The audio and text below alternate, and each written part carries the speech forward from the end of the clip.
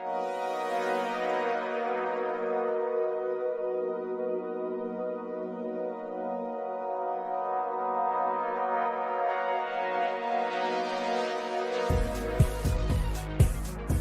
everyone, thank you for tuning in to another episode of Paranomaly Beyond Disclosure. Now, we are a weekly podcast focusing on the paranormal, the supernatural, and the metaphysical. Now, join us for thought-provoking discussions on paranormal phenomena, conspiracies, and all things unexplained as we talk to researchers and investigators about ghosts and hauntings, UFOs and aliens, urban legends, cryptids, and so much more. Please be sure to like, subscribe, and follow to receive notifications when new content is made available. You can also visit us at www.paranomalypodcast.com for more content and information, including all our social links. I thank you again for watching and or listening, and we hope to see you for the next episode of Paranomaly Beyond Disclosure.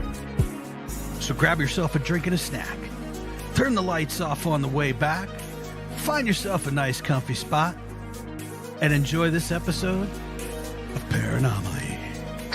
Stay with us, folks.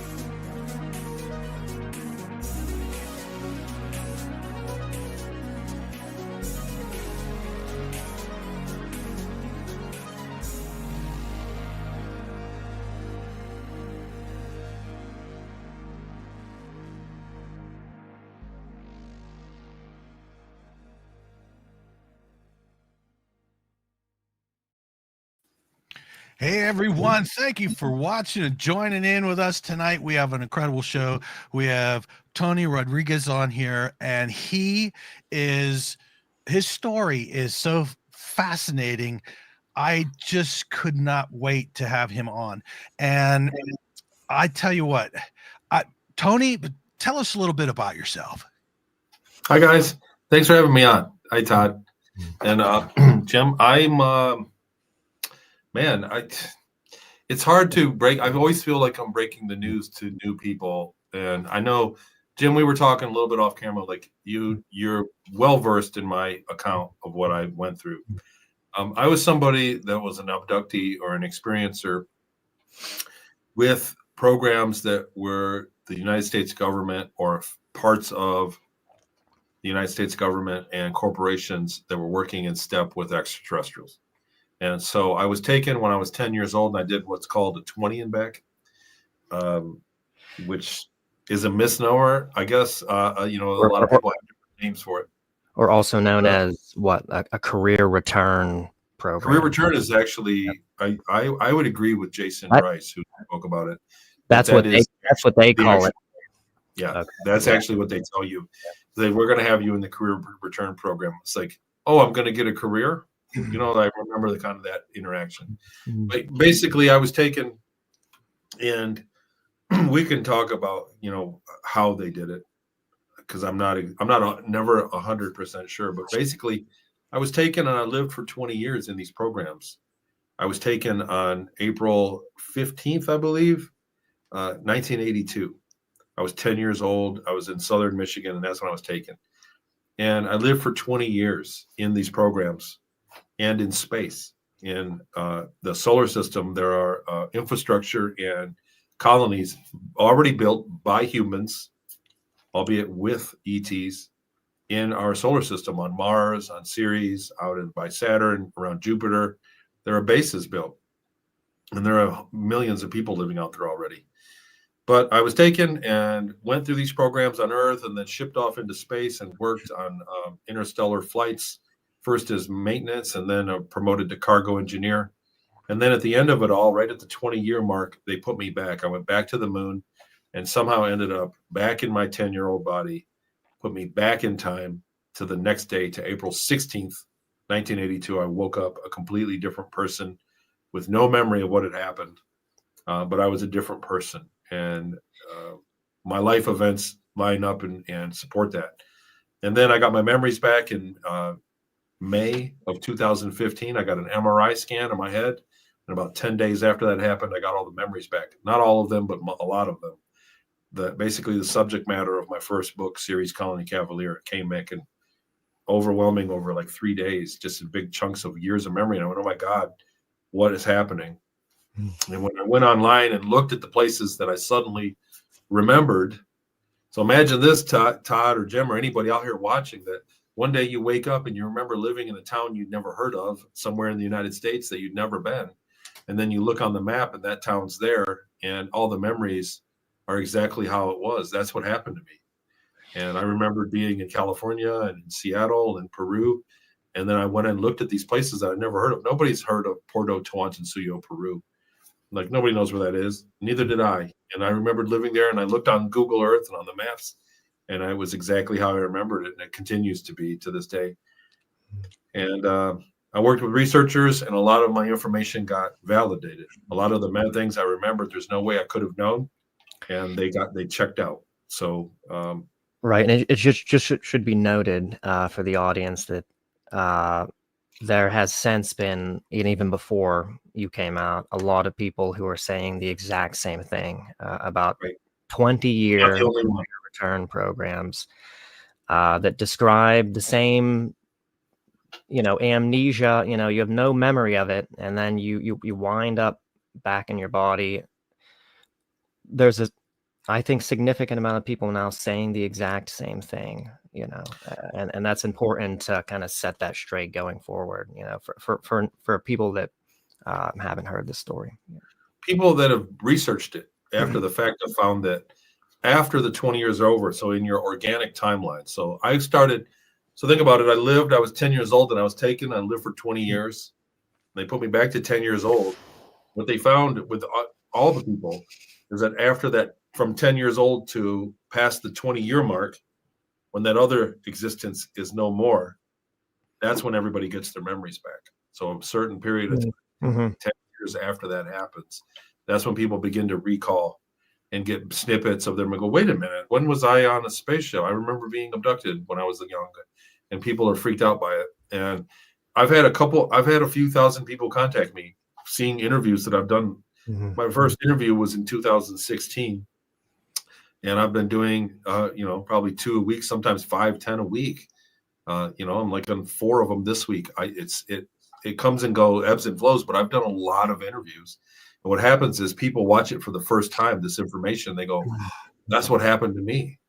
And they contact me and we talk about it. And there are some common denominators. There's a way to tell if it's real. And so thousands of people have contacted me saying they've been through the same thing. So that in itself is another, I guess, piece of supporting evidence. Right. And also, I think, as far as evidence, the level of detail that you've been able to recollect about these experiences is astonishing. I mean, and to me, it should.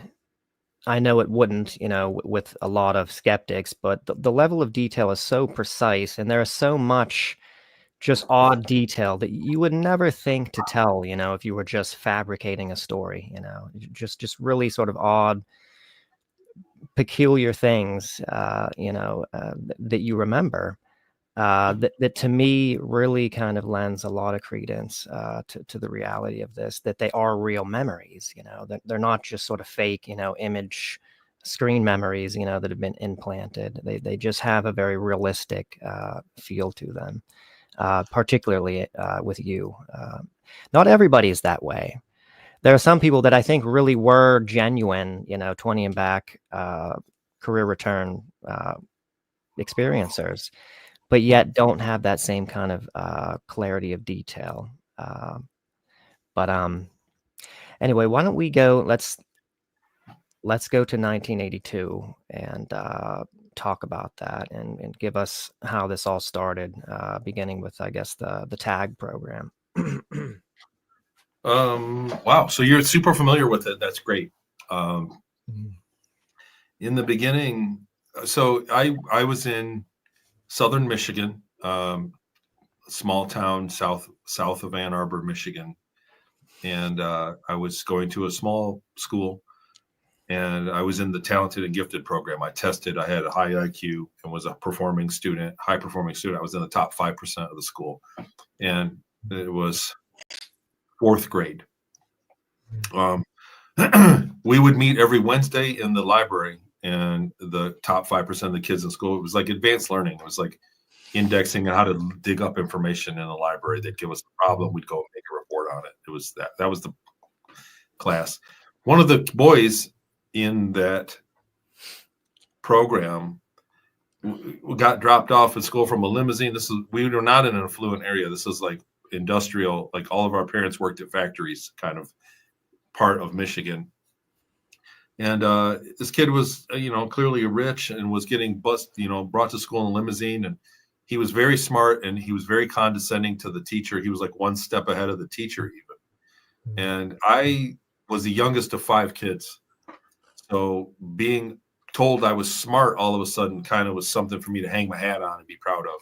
And then here comes this kid that's way smarter than me. He's like worldly. He like knew what was going on more than the adults did. It was weird. And so I kind of picked on him. I didn't like him, and he didn't like me either. I was later that year, I was hoping we'd be friends, but he never budged. Like after I ticked him off, that was it. But later in the year, in April of that year, we had the science fair right after the Easter break. In that Easter, and when I look back on it, Easter was in April. In the beginning of April, the Easter break was. It was Easter moves, right? So it moves. And that year, when I looked back, it was before that. So that's how you pinpoint it as to April 15th. Because and the weather of that weekend, there were freezing rains, sleet rains that whole week. And on Friday, it turned to rain. And it got into the 60s on that Saturday, and I remember going out playing. So the weather report matches up as well, and the break, the 5-day break, because my science fair project didn't get finished. My mom made my dad spend all his money from his paycheck on the Easter party that we threw, and I remember that happening. So I went back and checked it. So that's the other thing is I always try to prove it to myself before I come and tell you.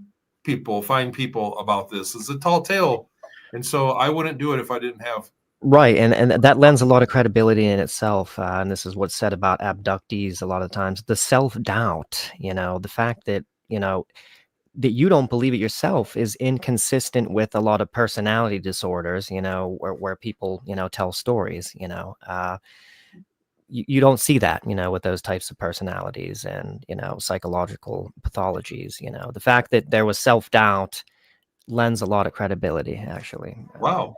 I don't think I've had people tell me that before, but the thing is, there's a certain amount of, I would just shut up about it. If I didn't have enough proof to stick up for myself against a skeptic, I wouldn't bother. Right. And so I've had most of the skeptics that have a decent conversation with me go straight to emotionally violent, and it's not an intelligent conversation. So I've never really had I've had a few good debates over the years. Frank Jacobs is a skeptic of my testimony. I met him in person here in Sedona last year, and he was very gracious, and we had a good, intelligent debate, and he was a very good guy about it. And I may have swayed him in some directions. But I just told the truth as that's what it is ultimately. I'm interested. What was his explanation then? If you're not telling the truth, either you're fabricating just this enormous story, or to me, like those other alternatives, in a certain sense, just seem just wildly implausible. That you could be fabricating something so massive. The one that gets the most traction, because we're talking about thousands of people that really vouch. They say, Tony, when I look at the YouTube comments and people that email me over the years, everybody says, you might not be right, but you certainly believe you are. Right. So that everybody's left with that impression, which is true. And I do believe it because I've called things out prior to them happening, and then they've happened, or I've found them. Right. So it's not hocus pocus. So I explain that. And then the one that gains the most traction is that I was programmed, that they took a 10-year-old kid and programmed me with all of this knowledge Mhm. so that later on in life I could come on YouTube shows and talk about it and make some kind of change in the world that hasn't happened. So, you know what I'm saying? Like, it seems like a lot of Right. my defense against that. My best defense against the screen memories that are programmed is, to what end? Why wouldn't they take a world leader and put screen memories in him? Why wouldn't they take Taylor Swift, somebody that's on stage in front of billions of people? Why would they bother with a woodworker from Southern Michigan? Right. At the point that you found yourself with the memories, it's not like you had a platform or anything, or Right. had a lot of reach or influence. I mean, No. you were a nobody, or nobody knew you at the point. Well, that largely I still am. So let's call it what it is. Like, the people that are aware of my testimony are it's a small number. It's a small sliver of society that are aware of the secret space program. We're talking a few 100,000 people. Even if it's a few million people, 2 or 3 million people, that's still a nobody when we're talking about Mhm. 350 million people in America, 8 billion people worldwide. It's basically not a big dent in the world. So why would they take me is my best defense against the screen memory thing. And the thing is, the memories don't lend to that. The things that I remember don't lend to a screen memory. They just don't, because I saw myself in the mirror. I had relationships. I had food. I was sick. I went to the bathroom. I experienced abuse. I was hurt. I had surgeries put on me. Like, my memories of, like, it's 20 years of life. If it is possible to implant screen memories in people, I don't argue to that. My question is, why? To what end? The Occam's razor doesn't support it. And then the other thing is that the memories, I remember a lot of things that are insignificant to the Right. testimony. Right. So I remember the little conversations with people that mean nothing along the way. So that means that let's entertain it. Let's embrace. What if they are fake memories, right? Okay, that's fine. I'm open to that. If somebody came to me and said, "Look, here's your file. Here's our videotape of us putting the fake memories in you when you were a kid. That's what happened, Tony." I'd be like, "Okay, that's great, but who experienced it? Where did you get these memories?" Because the things that I remember did happen. So I remember being there when they built the Plaza de Armas in Puerto Tuantzillo, Peru in 1983. So it was January, February, March of 83. February, March of 83, they would have built the Plaza de Armas. And people saw me on a Latino show a few years ago and called in and confirmed that in that time in 1983 is when they built the Plaza de Armas. So somebody was there for the memories. If they're fake memories, somebody was there experiencing it. Do you get what I mean? Like, there was, it was reality. Right. The Salt on series, I called that out. I was right about that. Places in Seattle. And then the people in Seattle, I've kept their secret. So the people that had me in Seattle, I have not exposed their name publicly. And so, again, why would those memories be there for me to tap dance around it? So I've danced through a lot of raindrops. If it were a false memory, it just doesn't, honestly, it just doesn't stick to the wall when you throw it there, man. Right. And also I would say, your relationship with the memories. Like, for instance, when you were on, I don't know what type of aerospace vehicle it was, possibly a TR-3B, going to Mars, and you remembered regretting not getting out of your seat and experiencing the zero G. It wasn't that you just had this image of that happening. You also have these sort of feelings about it. You remember your feelings, your internal state about it. You remember the one machine on the moon, the sort of strength testing machine or whatever it was. You remember that you enjoyed that a little bit. So that It was one thing. it's not just like these images that you have in your mind. You remember your personal thoughts and feelings about it. And to me, that goes a long way too, those kinds of details, which it does with me too. So that's another thing that gives me, that's the level of those memories, the feelings around them, that I carried with me. And the other thing is, what a lot of people don't know. And Jim, I gotta say, deeply honored that you're so familiar with my testimony. So I really thank you. It makes it a lot easier. It makes this easier to not drag everybody from A to B. The one To thing me, that, it's the most exciting testimony out there. I seriously wow, feel, and I was telling Todd this ever since I met Todd. Like Tony, we have to get Tony yes. Rodrigues on our podcast. Like if there's any testimony that is just extremely compelling and just out of this world intriguing, it is Tony Rodrigues. So to me, I mean, Thank uh, it's just a great. There's just so much detail to it, that you can't help but really Well, want to delve into it. Yeah. what I was going to say was that the aftermath Mhm. is something that rarely gets talked about. So after I was put back, I was not the same person. My state of mind was as if I went through everything. So even if these were fake memories, the effect of my life was profound. And I found it to be with all of the people I've worked with, they have the same, they can say the same thing. They put you back and erase the memories, but they can't erase the emotional damage that has happened. So, like, I brought the PTSD back with me. I brought claustrophobia back with me. I brought emotional problems in relationships back with me. I brought all this anxiety back with me. And I was a 10-year-old boy. The other thing is, I don't want to be at the risk of being inappropriate, but I was 10 years old in the 80s. We did not have cable TV.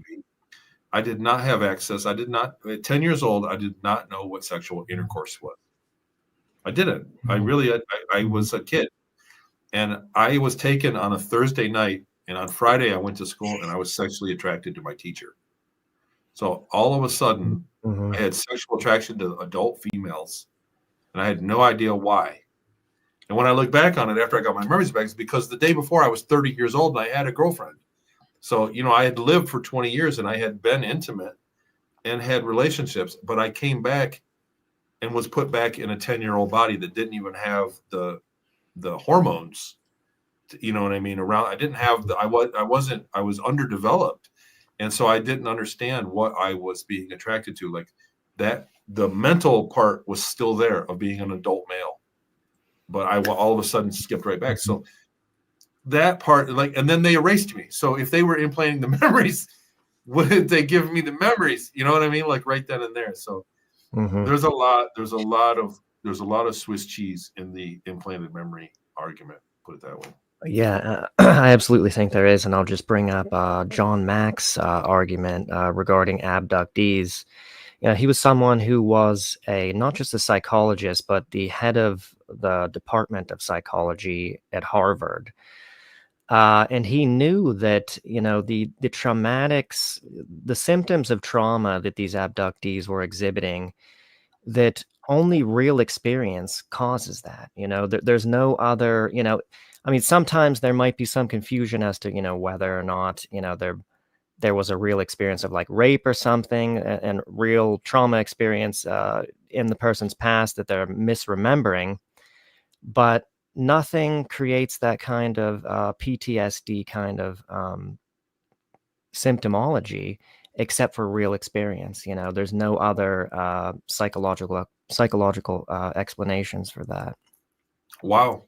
So desensitized. So fake memories would be desensitized, if you will. Mhm. They would be something that, you go, yeah, I remember being in combat and watching people die, but it didn't hurt that bad. I'm okay.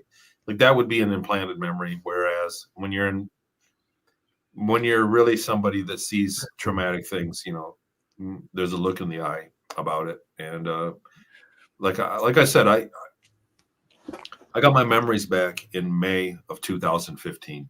That was the big chunk. They came in chunks, and I still remember things, right? So there's still things that you don't think about 20 years all at once.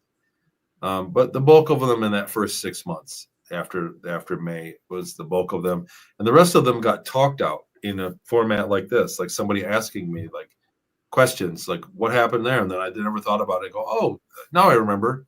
Because you don't think about it. You don't address a memory until it's necessary, until it makes sense. Somebody asks me. Mhm. Again, so right now, you're not thinking about what I'm going to ask you. But when I ask it to you, you'll remember it, right? Remember your 21st birthday. Remember your 16th birthday. Right. So the memory's there, but you'll never think about that until somebody asks you about what happened that night. Right. Did you get drunk on your 21st birthday? How'd you feel the next morning? So now that memory happens, and that's how it was in doing interviews. And so I got those memories back for the book. It jogs your memory, just as normal memory behaves.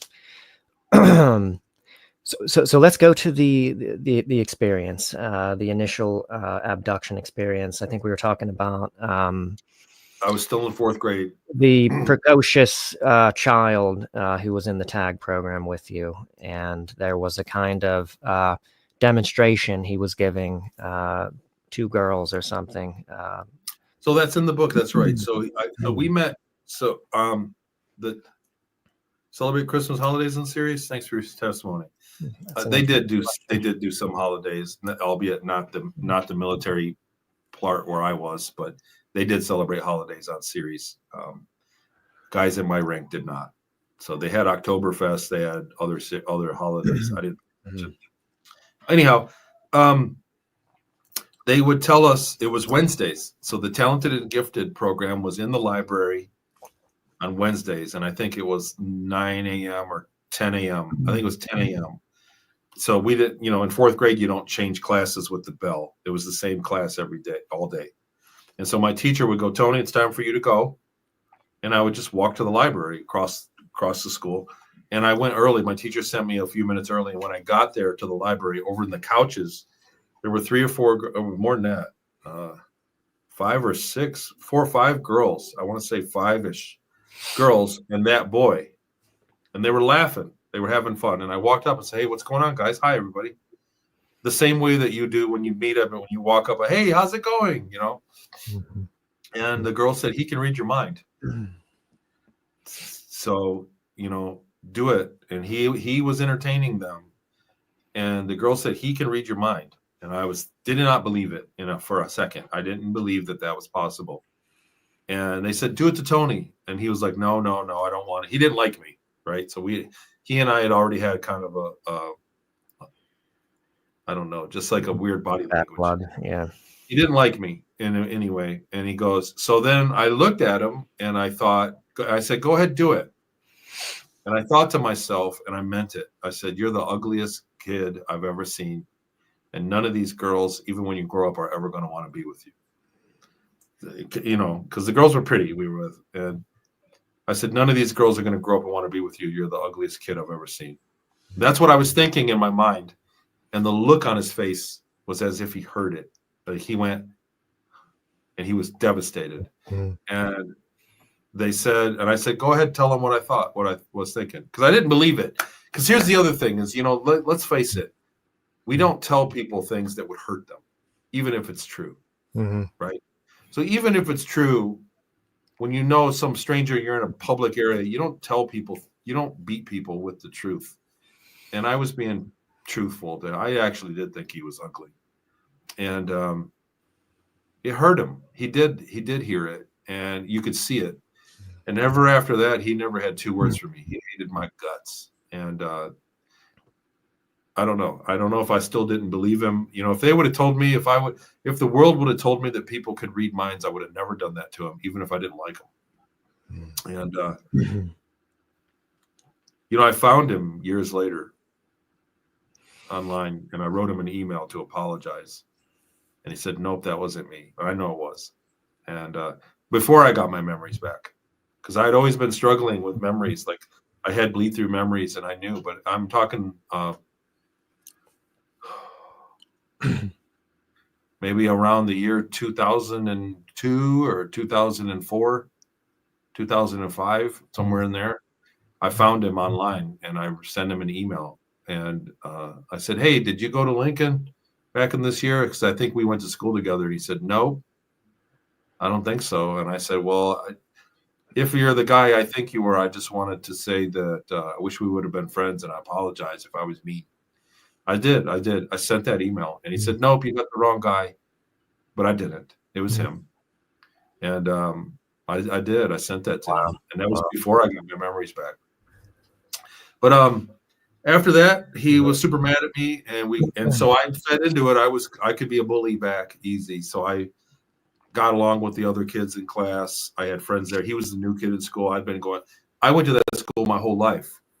So you know what I'm saying? He was the new kid in school, so it was easy for me to pick on him, if you get what I mean. And so I had it made in that regard. And later on that year, his dad came in and was the judge at the science fair after Easter. We had that school still has a 5-day break for Easter. And the break was in April. And that week of I looked on the calendar before. That week of April 15th, 1982 was after the Easter break. And his dad came in and was the judge. And it was Wednesdays. So we went Wednesday and set up our science exhibit in the cafeteria for the science fair. And I walked by him and his dad. He said, "Dad, that's that boy I told you about." And he pointed me out and he said, "That's the boy I told you about. It ruined my confidence." And his dad, they had a weird talk like, "Yeah, well, we'll send him to." I'm speculating. I'm gonna speculate because I don't think this is exactly what he said, but he said something like, "We'll send him off to a breakaway. We'll send him off." And he said, "I don't think he deserves that." I had no idea what they were talking about, and I thought it was rude. They were talking about me in third person while I was within earshot. And interesting that the child knew about the program seemingly then and had knowledge of that. But go on. Yeah, go ahead. I think if we're being honest, and I'm just thinking out loud, I'm thinking that he did a 20 and back prior to that and kept his memories, that he was actually a 30-year-old man. And that's why he seemed mature like he did. And he knew how to teach. He knew things about the teacher. What compelled me? Great question, user P7K50. Because I had memories of being abducted. And that memory of his conversation with his dad and me being abducted the next day. So that was April 14th, Wednesday, April. And I hope somebody looks it up. I mean, you can go look. I'm not going to dig it while I'm on the air. I'm pretty sure it was Wednesday, April 14th, 1982. He pointed me out to his dad. And the following day, Thursday, April 15th, what was that? It's 15th and 16th, 1982. I woke up with a gray ET in my bedroom. And it went on for a long time. That whole episode, there was like noises outside. There was bright lights flashing outside my window. The phone was ringing. There was an orb that flew in my room. It giggled. It was like another being altogether. I think it was from Project Star Maker. And that was Thursday.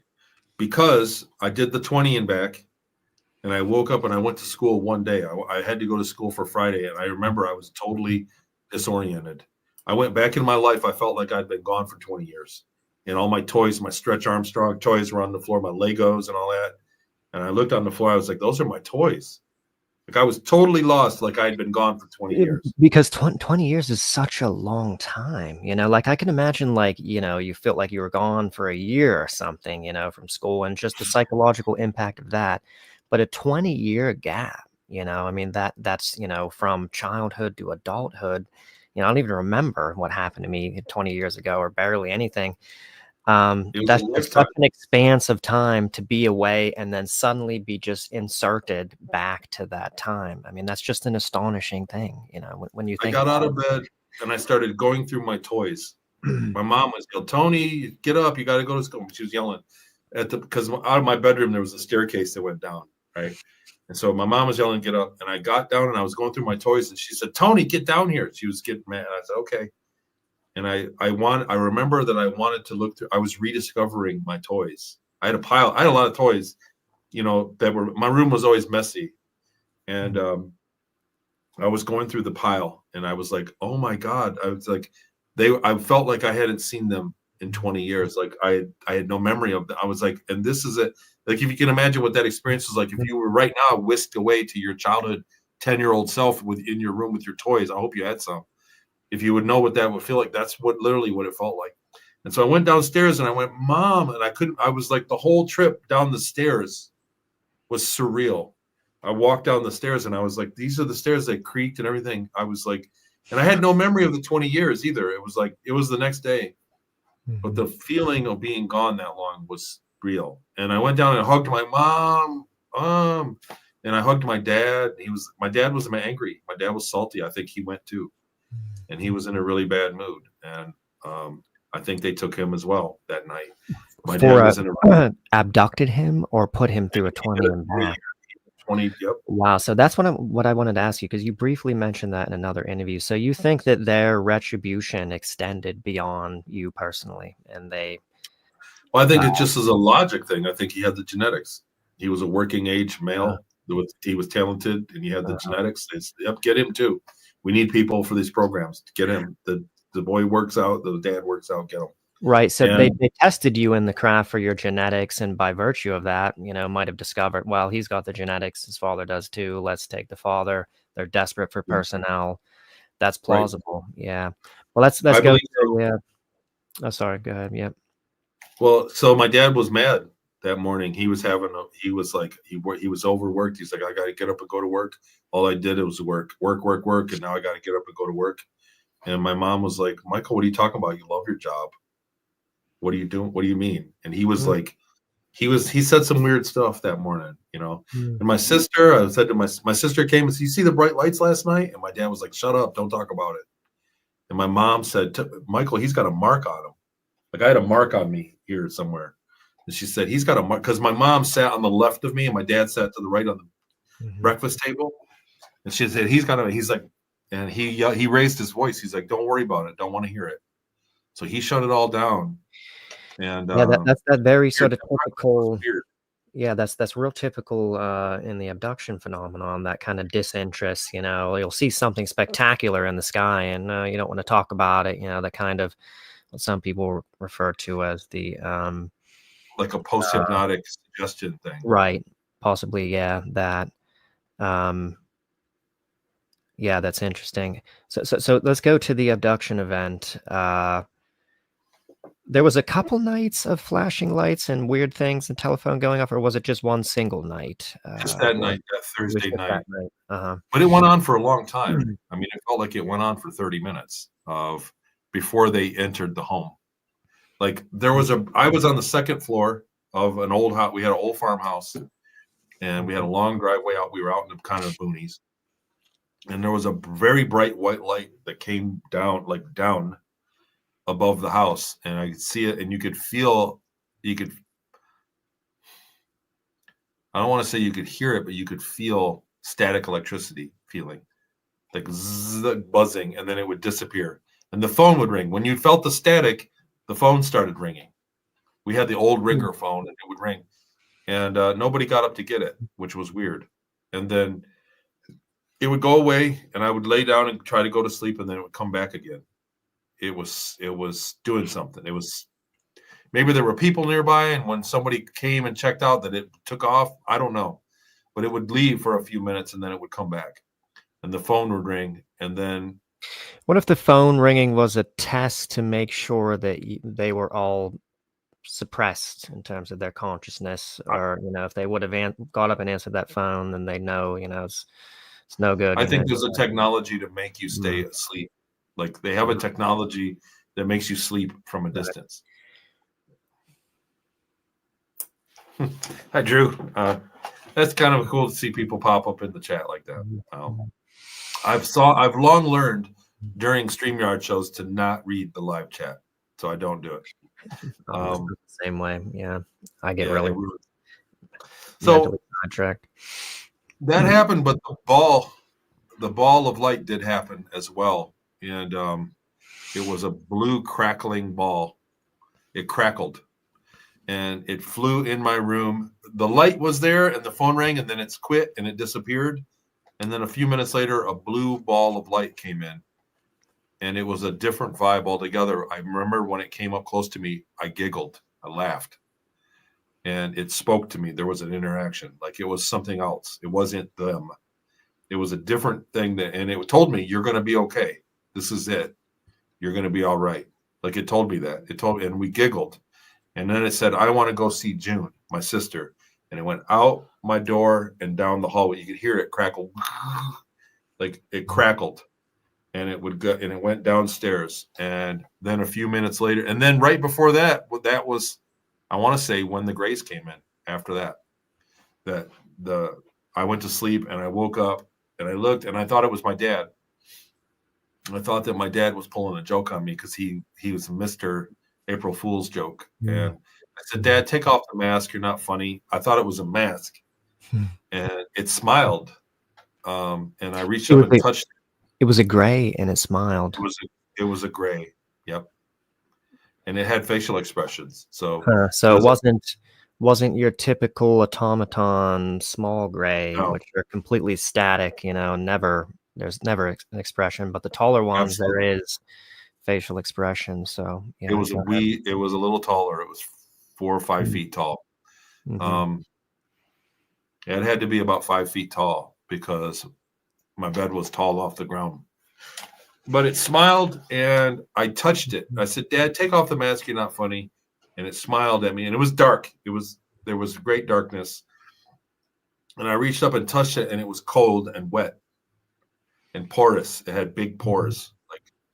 And I went, ah, I went to scream and then it stuck me and I froze and I could move my eyes. Like I was conscious. I could move my eyes, but I couldn't move my body and I couldn't speak. And I saw 2 or 3 shorter beings that turned out to be reptilians in hoods come from the end of my bed around the corner. My bed had the dresser in it, so it was off the ground. I had drawers under the bed. It was a dresser combo. So this was still in your room at this point. The gray was in your room. The reptilians were in your room. Todd, if you don't mind, we have a pic. We have in our alien drawings folder. If you click on reptilians, there's one that says T. Rodrigues reptilian. It's the image that was used in the Michael Salla interview. If we could bring that up. Okay, but go on from there. They came to the side of my bed and grabbed me, and they all at once, like they had rehearsed it, pulled the blanket off me and grabbed me, and firemen carried me to the end of my bed and turned. And I thought I went out the window, like I had a window there, but it was a flash of light. And I lost consciousness.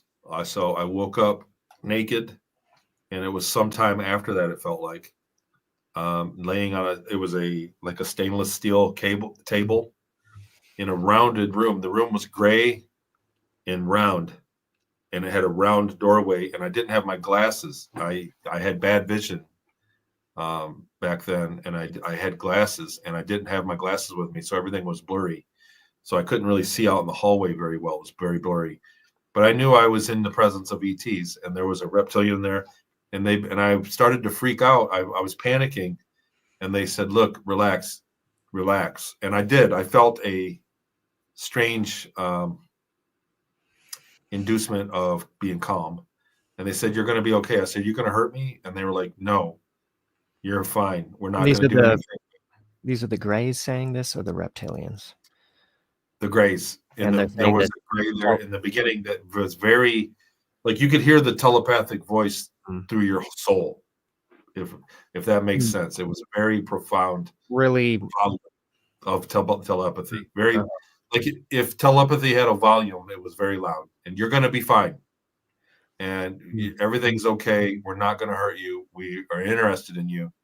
And I forget what he said, like something, we love you or something. If you're good, you'll see. We'll show you this stuff. Like it's okay. He had a story. I forget the exact verbiage, but basically he calmed me down. And then the reptilian spoke, and it was all telepathic. It was all in my head. And they said, "We're testing you and everything." And I said, "I knew you guys were real. I knew it. I knew you guys were real." I remember that. I remember being excited. As soon as I felt like I wasn't in danger, I was excited. And I was like, "Can we talk?" And he was talking to me. It was normal. It was it was a normal situation. It was a strange interaction to be around ETs for the first time, and they were cool. And the reptilians, as opposed to the Greys, were more personable. They were more like humans in terms of their personality and what they spoke about compared to the Greys. The one that originally told me to be cool, to calm down, there were 2 or 3 other Greys in the room that were smaller than that one, that were completely rude. Like they had those are the ones you're talking about. There was no facial expression, no nothing.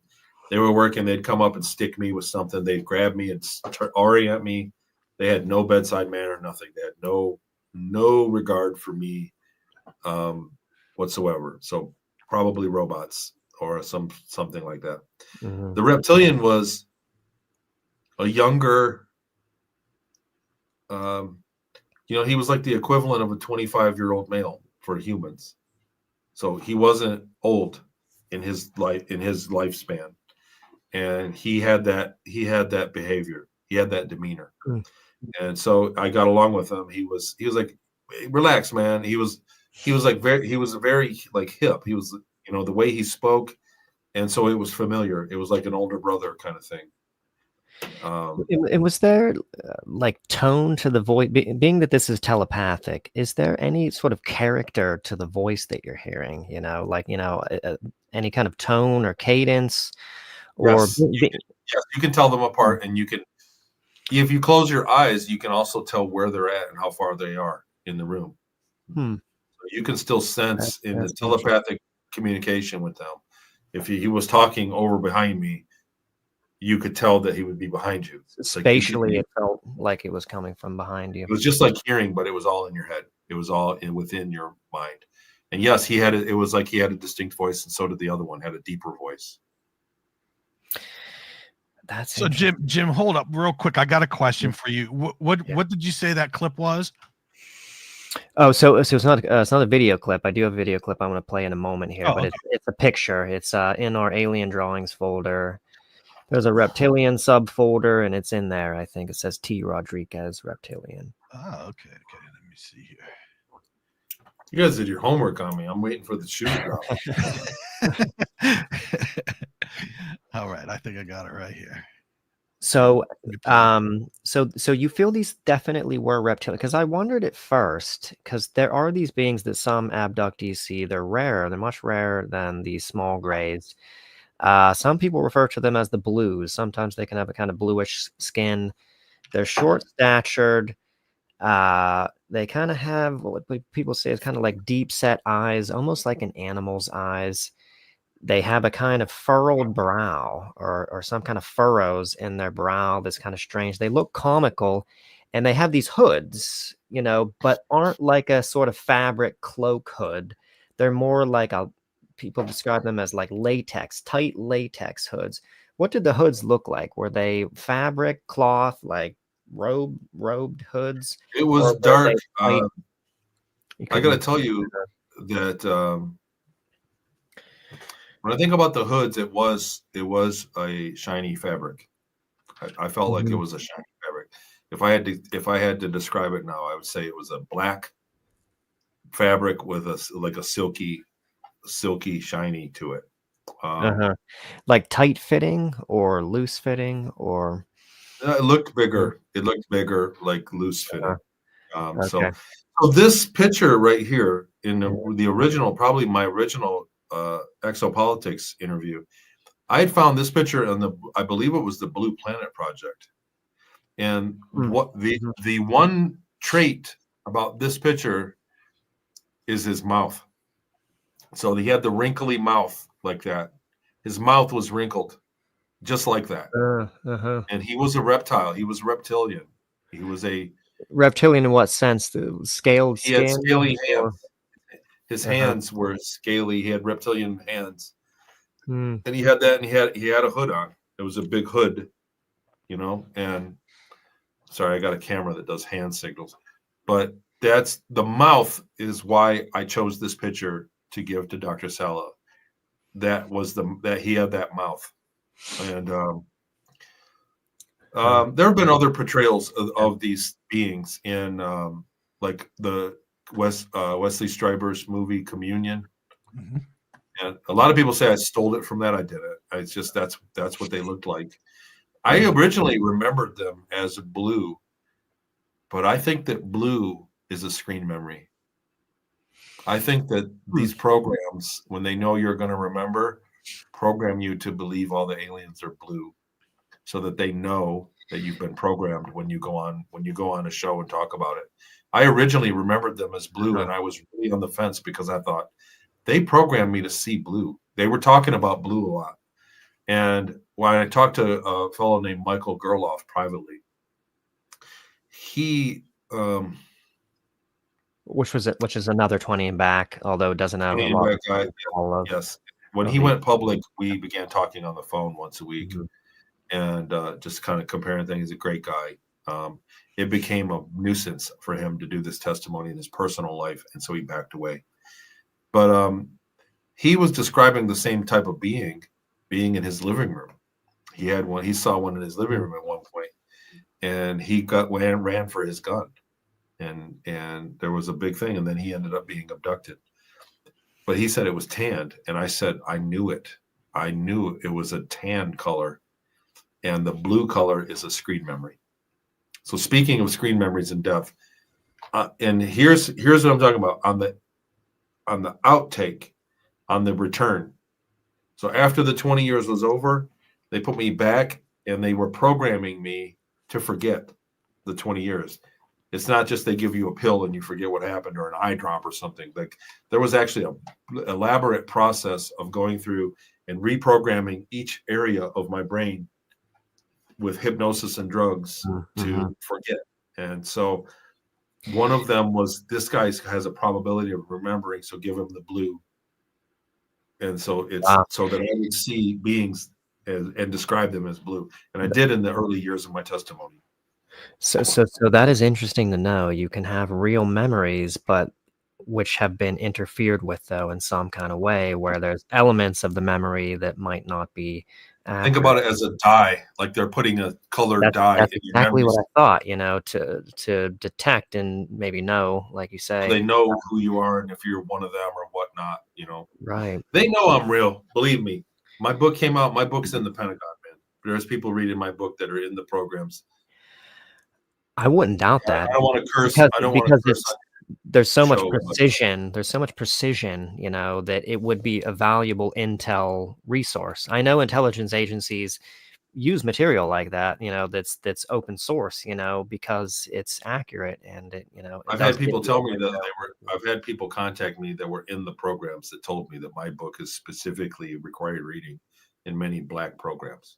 Really? Oh, that is interesting. Wow. I've had people that they were working on UFOs.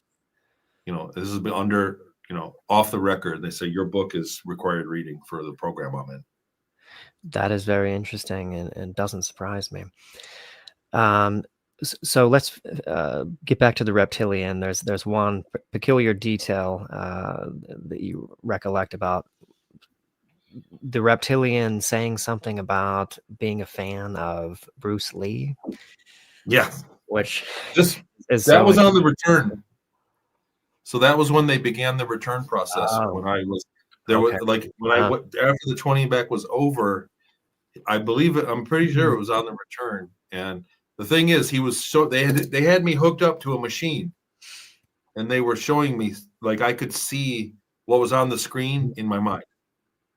So this was part of the process of making me forget. Like, it's like industrial strength hypnosis. So they're using hypnosis techniques to make you forget your 20 years. So they're hypnotizing you, and then they hypnotize you to, if you begin to remember it, to start getting distracted. So if you start to see a UFO, you remember what happened, get hungry or sleepy. And everybody, there's thousands of people can testify to that. Yeah. When he hooked me up to the machine, he was like, do it, show him. Like, he was having fun with it. Like, they hooked me up to the machine, and the guy's loading in the program to hypnotize me. So there was a mental implant, an interface, where imagine a computer screen playing over here. These guys are working on the computer, and what is on the screen I can see in my mind. Right? And he said, do it, show him the Bruce Lee. He said, play it for him. And it was him in zero gravity doing like a kung fu kick and going woo, like he was doing a Bruce Lee impersonation. And he pushed himself off the wall and flew with his leg out like a kung fu kick across the room. And he played me like a clip on the reptilian. So not a clip of Bruce Lee, the reptilian doing the impersonating Bruce Lee in zero gravity. Yes. That's what it was. And he was a Bruce Lee fan. He said, "We watch your."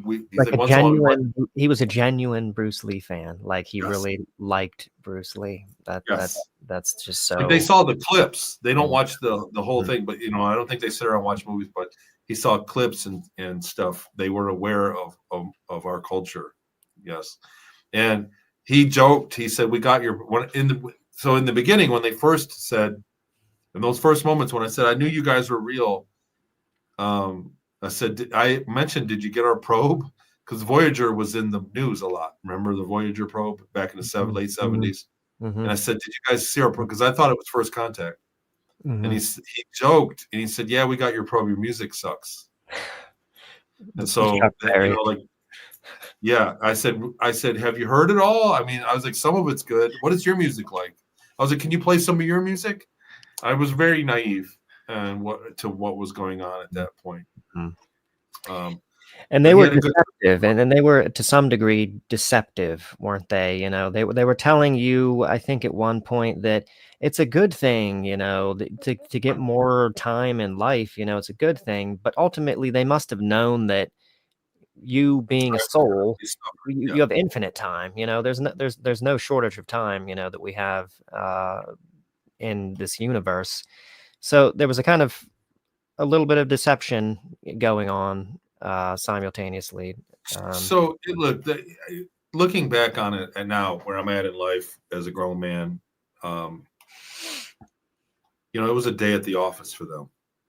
You know, I don't know how, you know, whatever. I don't need a personal gem, but if you're not in your 50s, you know what I mean? You haven't been in for the exam yet, but your doctor is deceptive at some point. Says, hey, I'm going to check you for a hernia. Guys know what I'm talking about. I'm just going to check you out for a hernia.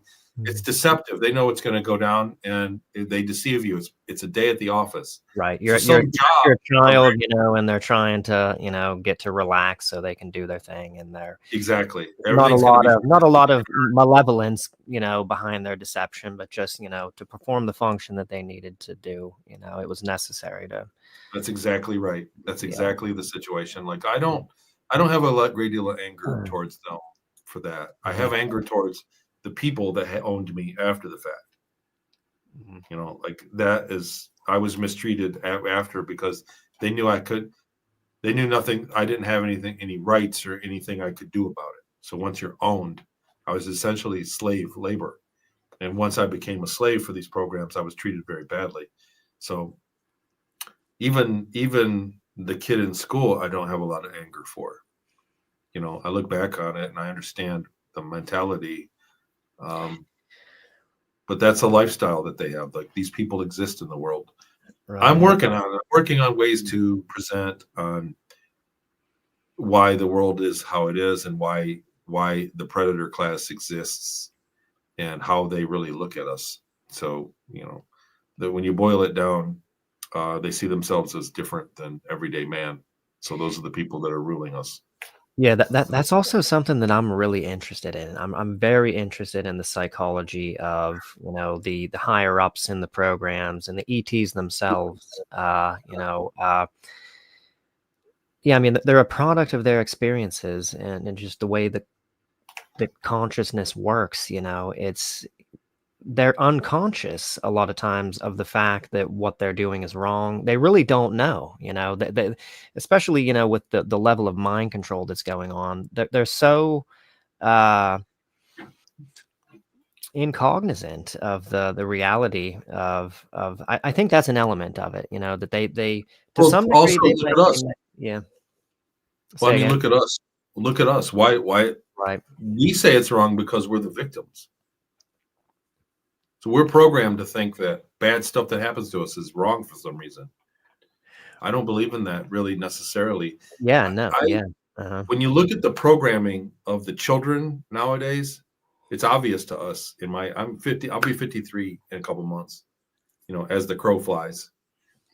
Mm-hmm. When I look at what my 18-year-old daughter goes through in programming wise for politics, food, entertainment, sexuality, all of it.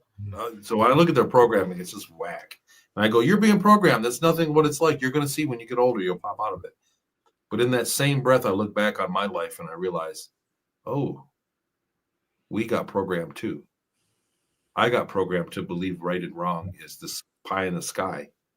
I believe we were programmed to believe that we live in the greatest country in the world. and that the good guy always wins and the bad guy is always bad, and you have rights, and if you're an American and you have rights, and if anybody mistreats you, they're going to get brought to justice, right? That's what we believe. We believe that right and wrong is BS. There's no right or wrong. There's not. I mean, okay. So look, there can be, when I say this, and there is a right and wrong. I'm not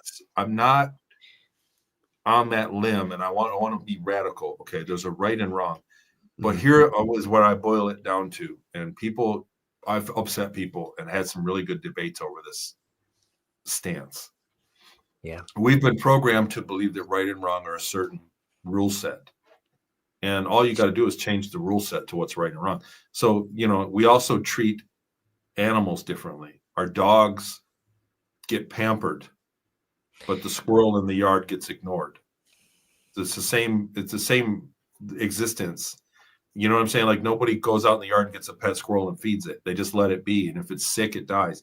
But your dog, for some reason, gets the treatment, gets bacon, and gets the veterinarian when they're sick. So there's a right and wrong there that's not real, right? Right. Yeah. That I don't want to get too lost in this conversation, but yeah, there's a couple interesting. It's dizzying. It's dizzying. Yeah, like for instance, I'm going with it is the ETs treat us like dogs or squirrels too. They can fly across the galaxy and come here, and we can't.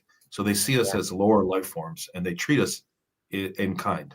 And so there's not a right or wrong to them. It's you know what I'm saying. You'll get away with speeding as long as the cop doesn't pull you over. Right.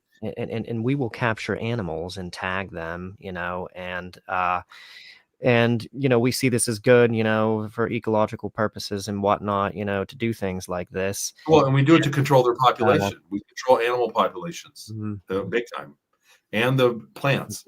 But I want to go back to the good and evil end of it. So when you talk about the psychology of ETs, there are people in the elites that are eating people, and the pedophilia, it's real. I don't have to dig very hard to find very compelling evidence. The difference between those people, and this is what I learned when I was in Seattle, and we talked about, I don't want to go through all that stuff. The difference between that man that believed all those things in Seattle and you and I is that he felt that he was separate from everybody else. That all the people around him in the city that he lived in were less than him. He thought that he was separate from everybody else. We think that we are connected to everybody else. And so he has a different rule set for what's right and wrong for him. And we have a different rule set for what's right and wrong with us.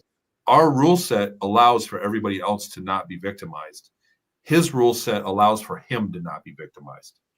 That's the difference between the elites and everyday people. We believe correctly that we are all in a symbiosis with each other.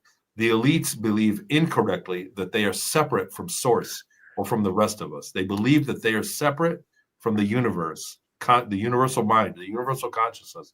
They believe that they are separate from it, and everything they do is just for themselves. Right. And so why, in that sort of framework, why would you care then? If you're not connected to anyone else and it doesn't matter the experiences of another person, then why would you care? It's all about gain. It's all about personal gain and consumption. Right.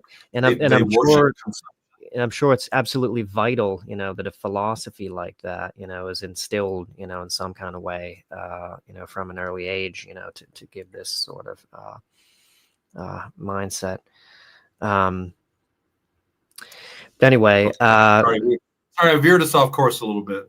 No, yeah, but this is an interesting discussion for me as well. So getting back to the abduction experience, they test you. I think we're at the point where they run some kind of genetic test on you, and they find that you're just barely compatible. That's right. That's what he said. Yeah. Yeah. So the taller gray ET that was smart was often condescending. That even when I met other ones, sorry, my back's scratching. Even when I met other ones, they were extremely arrogant and condescending. Across the board, they regard humans as lesser. Period. And this is a reality. So this is a post-disclosure reality that some species are never going to give us any respect no matter what we do. And this is the reality. They have their own technology, their own benchmark of IQ, and they don't see it. And that's interesting that there's a kind of tribalism, there's a kind of speciesism, like better than and less than kind of mindset. A lot of greys that abductees come into contact with don't seem to exhibit that. And that's one of the things that I found interesting about your testimony, just that the numerous greys who were dickheads, and would say things like baboon, or didn't they like have names and stuff? Yeah. Yes. So the one that came in when they did like a biopsy. I say they abducted me. I woke up in the table. I'm talking to them. They said, we're going to check you out. We want you to help us. And we need to check your genetics. And they poked me with something. And I was in pain. And one of them came in and he was like, I can't stay long. I got to catch a transport. I've got it. I can't. He was supposed to stay for the whole procedure. And he said, I'm only going to be here for a couple minutes. And I was in pain. I was in great pain. And I said, I forget what I said, but he basically walked up to where I was hurting. And all I heard in my head was love, love, love, love, love, love. And the pain went away and I felt great. I felt like $1 million. And it faded. But I've talked to other people that were abducted and they said the grade that took me was so full of love. And the thing was, it was just a dopamine response. He was able to induce that mentally so that the pain went away. But he didn't care about me at all. It wasn't a loving thing. It was just his technique. So I've used it. Use it on people. Use it on your dog or somebody that's in pain, and just put your hand on them and think love, love, love, and project it into him. It helps. And he just did it on alien level. That took the pain away. And you know what? Sorry, Jim. I have to just. No, go ahead, Tony. Interject whenever. Yeah. Tony, when you described this, we talked to other people, and they describe us these loving beings. Love, light, things like that. And I've also heard the flip side where these alien beings were mean. They were mean to them. They were condescending. I think Travis Walton described his grays as they were mean, and he was protecting himself throughout the whole thing, obviously. And towards the end there, I guess they were like, hey, you're not going to do this anymore. We're just going to put this thing over you, and now you can't hit us anymore. So yes, it's very fascinating that you say that some of these were, as Jim said, dickheads, and lots of people that we talk to describe them as loving beings, and they don't want to hurt them and things like that. So yes, very fascinating. Because they're not all the same species, they might have the same morphology and gray appearance, but we're probably talking about, in these experiences, a multitude of different species with different histories, with different cultures, radical internal differences, for sure. Technological differences. And the same thing happens. So, kids in school have teachers that are loving and wonderful to them, and they have teachers that are abusive. Right. My kids that was their school experience recently. This is right now. So, you know what I'm saying? Your kid you can go to school and there'll be a teacher that just doesn't like you and is mean to you. And you can the bell will ring, you go to the next class, and the teacher is very loving. And it's the same species, same situation. And the ETs are no different than they're people too. They're different on the individual level. I think that's sometimes what there's oversights with that, where we think, that the way one particular gray behaved to someone is representative of that whole race, but that might all like that, right? He might have just been a dickhead gray, and and the gray in the next room is totally cool. The reptilians as well. Yeah. Yeah. But anyway, so they test your genetics, and they find that you're just compatible. And then what happens? Is that when they put you in? They took me. So look, I got in trouble for this. So I want to tell you this. I absolutely remember 100%. Hey, Veronica, there's my girl. I absolutely remember this procedure 100%. At that point, they immediately prepped me and laid me down on a table and put a rubber sheet over me. And they said, just remain calm. This isn't going to hurt. Nothing's going to hurt you. If anything, you have my word. If anything hurts you, you can hit me back or say. He said something like that. Like, if anything bad happens, you can hit me. Or they said something like that. We promise you. I said, are you sure this isn't going to hurt? Because that hurt. You know, my head hurts from what you did. I was like, are you sure? He said, absolutely. We promise, no matter what. And they laid me on a table and they put a thin plastic sheet over me. They and manually, they pulled it from the end of the table over me. And the table had a vacuum, had holes in it, like an air hockey table. And it vacuumed the sheet. So I was stuck in it. And I went, and couldn't breathe. And I breathed it in. It was like a latex. And then he grabbed it. He poked it with a scalpel and cut where my mouth could breathe. And I said, hey, you said you weren't going to hurt me. He said, I didn't hurt you. I said, well, what if I suffocated? You don't know. What if I didn't open my mouth? You wouldn't have been able to cut it. You would have had to hurt me. And this is telepathic. I'm saying this.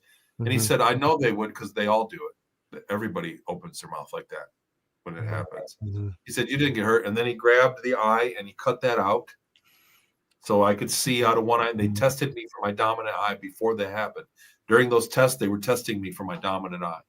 And then a giant needle came. And so I got in trouble for this. Not really, but I was contacted by a producer of Travis Walton's movie, Fire in the Sky. Nuh-uh.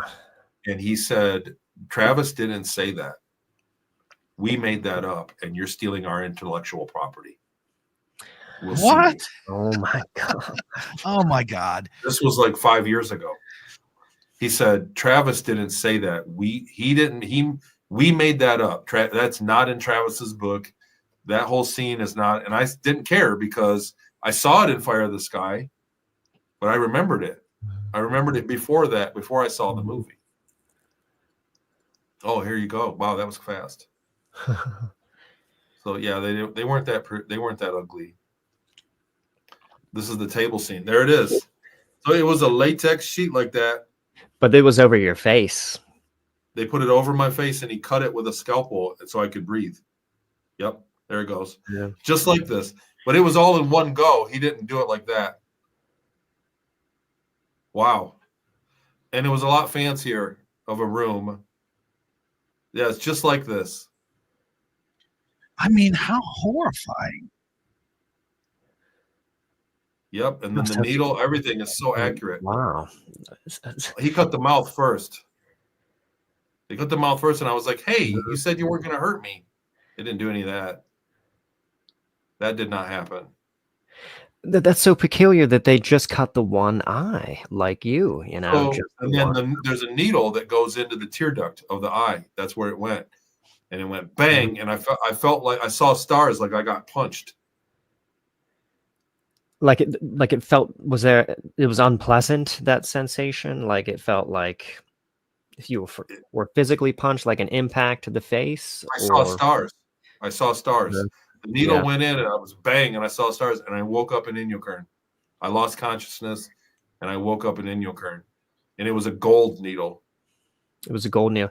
Okay, I want to linger on this, the technology a little bit here. And I have a clip to play about this. So they sucked your soul out, it seemed to you, through your eyes. So you know what, though? Somebody told me, that is a fan, they were like, you know why you saw stars, Tony, is because it's your pineal gland. They saw your pineal gland. When you get punched, you know, when a quartz crystal gets hit, when you hit quartz, how it has light, it gives off light. Your pineal gland is coated with quartz, like a quartz compound. Look at that. Huh. Ugh. Interesting. It wasn't like that. It wasn't that steampunkish. They didn't put any kind of apparatus, metal. They didn't put all that stuff. No. It was a big gold needle. It was a fancy room with stainless steel everywhere. And it was a robot arm with a big needle. And it went pow right in my eye. and I saw stars, just like getting clocked. If you've ever been punched in the eye hard, it's the same thing. But what I'm saying is, somebody pointed out, they said your pineal gland has got quartz, or like a crystal. It's crystallized. Oh, cool. It's crystallized, and so when you bang a crystal, it gives off light, and that's the stars you see when you get punched. And I went, oh God! So it was like they ran that needle and hit me in the pineal gland, and it cracked those quartz, because I definitely remember that I saw stars, and that was it. And I lost consciousness, so that's what I remember. It's so interesting that they draw the soul out through the eye. Todd, if you could reach into our video clips folder, and I have one in there called Max Spear's Eye Transfer. So it's interesting that there's other precedent for this. There's other testimony. I know of one story of a guy who had contact with, somehow got mixed up with the current day Vril Society, which supposedly still exists, and had a harrowing experience with these reptilians, probably not the same reptilians that you encountered, but with these reptilians, which would basically take the soul out of the person through the eye. They had some kind of weird, according to him, some kind of proboscis that would eject from, I don't know if it was their mouth or somewhere on their head, through their eye, and they would take the soul. At least this was the person's testimony anyway. But given that you always hear about the eye in these circumstances, here we go. Given that you always hear about the eye, it seems like that there's something to this about these experiences. But anyway, go ahead and play this. And body jumping from body to body. When the body wears out, jump to the next body through eye transfer. So they'll take the point of death of the person. They'll draw the energy from the eyes at that, and then take the soul. The soul comes out through the eyes, and then you can go in through the eyes of a child. Yes. And replace the switch soul. it up. Yeah, and keep that one. Yeah. Yeah. The awareness level also stays.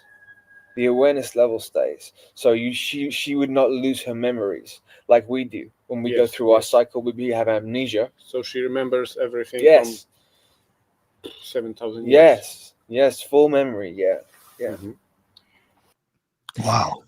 So what he's actually talking about is the host mentions that he was told by someone named Elena Kapolnik that the Queen of England is a 7,000-year-old reptilian.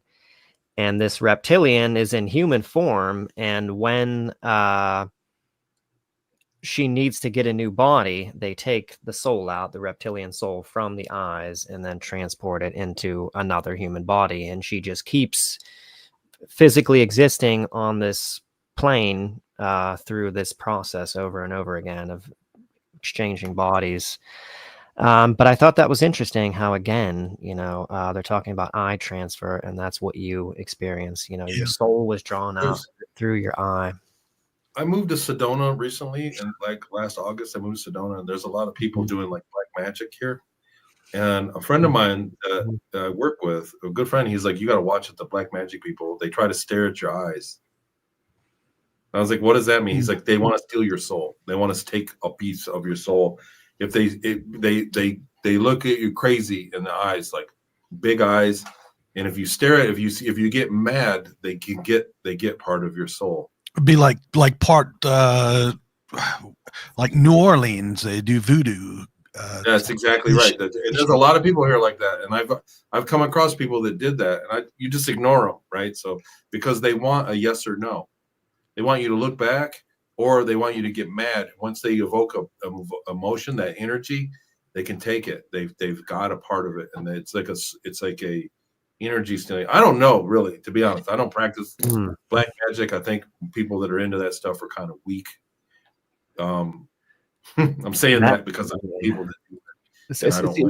Why is it like that? That's disconcerting that, we can lose a part of our soul just from eye contact with the right person, I don't really believe that I don't really believe in it. I think it's their belief, and if you fall for it or And whatever if you believe it, maybe it is possible, though. yeah, energy vampire, exactly. Yeah. The thing is, ultimately, it's people that are not doing well. Like it's a form of, it's a shortcut cheat for people that are, you know what I'm saying, trying to compensate for some other shortcoming. Right? You don't need to steal I don't worry about my life force being stolen because I've lived a full life. You know what I mean? Like I've lived a genuine life. I don't have any regrets. And so I don't believe that someone's going to steal my soul. And if you do, so what? That means I'll become part of you. That's how that works. If you steal my soul, so be it. That means I'm you now, too. So I still live on. It doesn't matter what happens. Right. Yeah, that's true. So back to the experience. I just also want to point out that, and I think this is just important, that they required your permission. Maybe I'm jumping too far ahead. They explained to you. I don't think we covered that about very minimally, but did say to you that would you like to go on, or how did they frame that as far as? Well, they sold it to me as life extension. So the gray, the gray in the room that was smarter than the other ones. Then when they were getting ready, when they got the go ahead on the biopsy, remember I said they were getting me ready. They started getting me ready for the sheet. They said, get his permission to the reptile. And the reptilian said, oh, we need to get your permission. And they were busy. They got busy all of a sudden. Like they were all working. And he said, we need your permission. And I was like, what do you mean? He said, we want to borrow your consciousness for 20 years. And I said, no, I can't do that. I can't be gone. What do you mean? Am I going to be gone for 20 years? He said, yeah, you're going to live an extra 20 years. It's amazing. He's like, we all do it. And this is a blessing. It's something we traded for your world or whatever. He's like, something we gave your world. And he goes, you're going to live another 20 years. He's like, if you think about it, it's better than anything we could give you because you can earn money. Like you're going to get to experience another 20 years. I said, well, what am I going to do? He said, we'll sort out whatever job you're best at is what we'll give you. It's the career. That's why career return program really rings a bell. He said, I said, I'm going to get a career. He said, it's the career. And he said, we're going to give you the job that you're best for. We'll sort it out. So it'll be okay. And I said, well, I can't be gone for 20 years. My mom will be, old.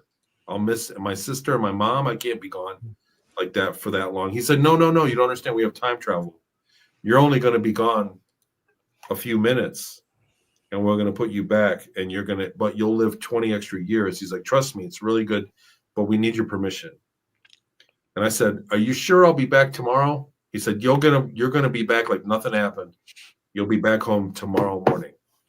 And, I don't think he said it exactly like that. Like, you know what I mean? Like that was the gist of it. Like, but ultimately he was selling me. I mean, how many people would take that deal at this point? Right. Yeah. Based on that limited information, you would just, You'd be like, I'm going to live an extra 20 years in space with aliens. And you're going to put me back tomorrow and I'll be the same age and pick up where I left off. Where do I sign? And so I agreed, and that's when they did that's when they did the intellectual property of Travis Walton's producers to me. and then you find yourself out west in what was it, Inyokern, or I woke up in a portable in Inyokern, California, in Ridgecrest. It's Ridgecrest, California, at the Inyokern airport. It was a portable, like a double wide portable that was an office space, a makeshift. And I was in a cot and I couldn't speak. I didn't remember English yet. It took a day or two to get my language back. I had complete amnesia. And I woke up in my bed and the nurse saw that I was awake and a doctor came around the corner. There were kids around the corner and he checked me out and I felt absolutely terrible. I felt miserable. I was sick.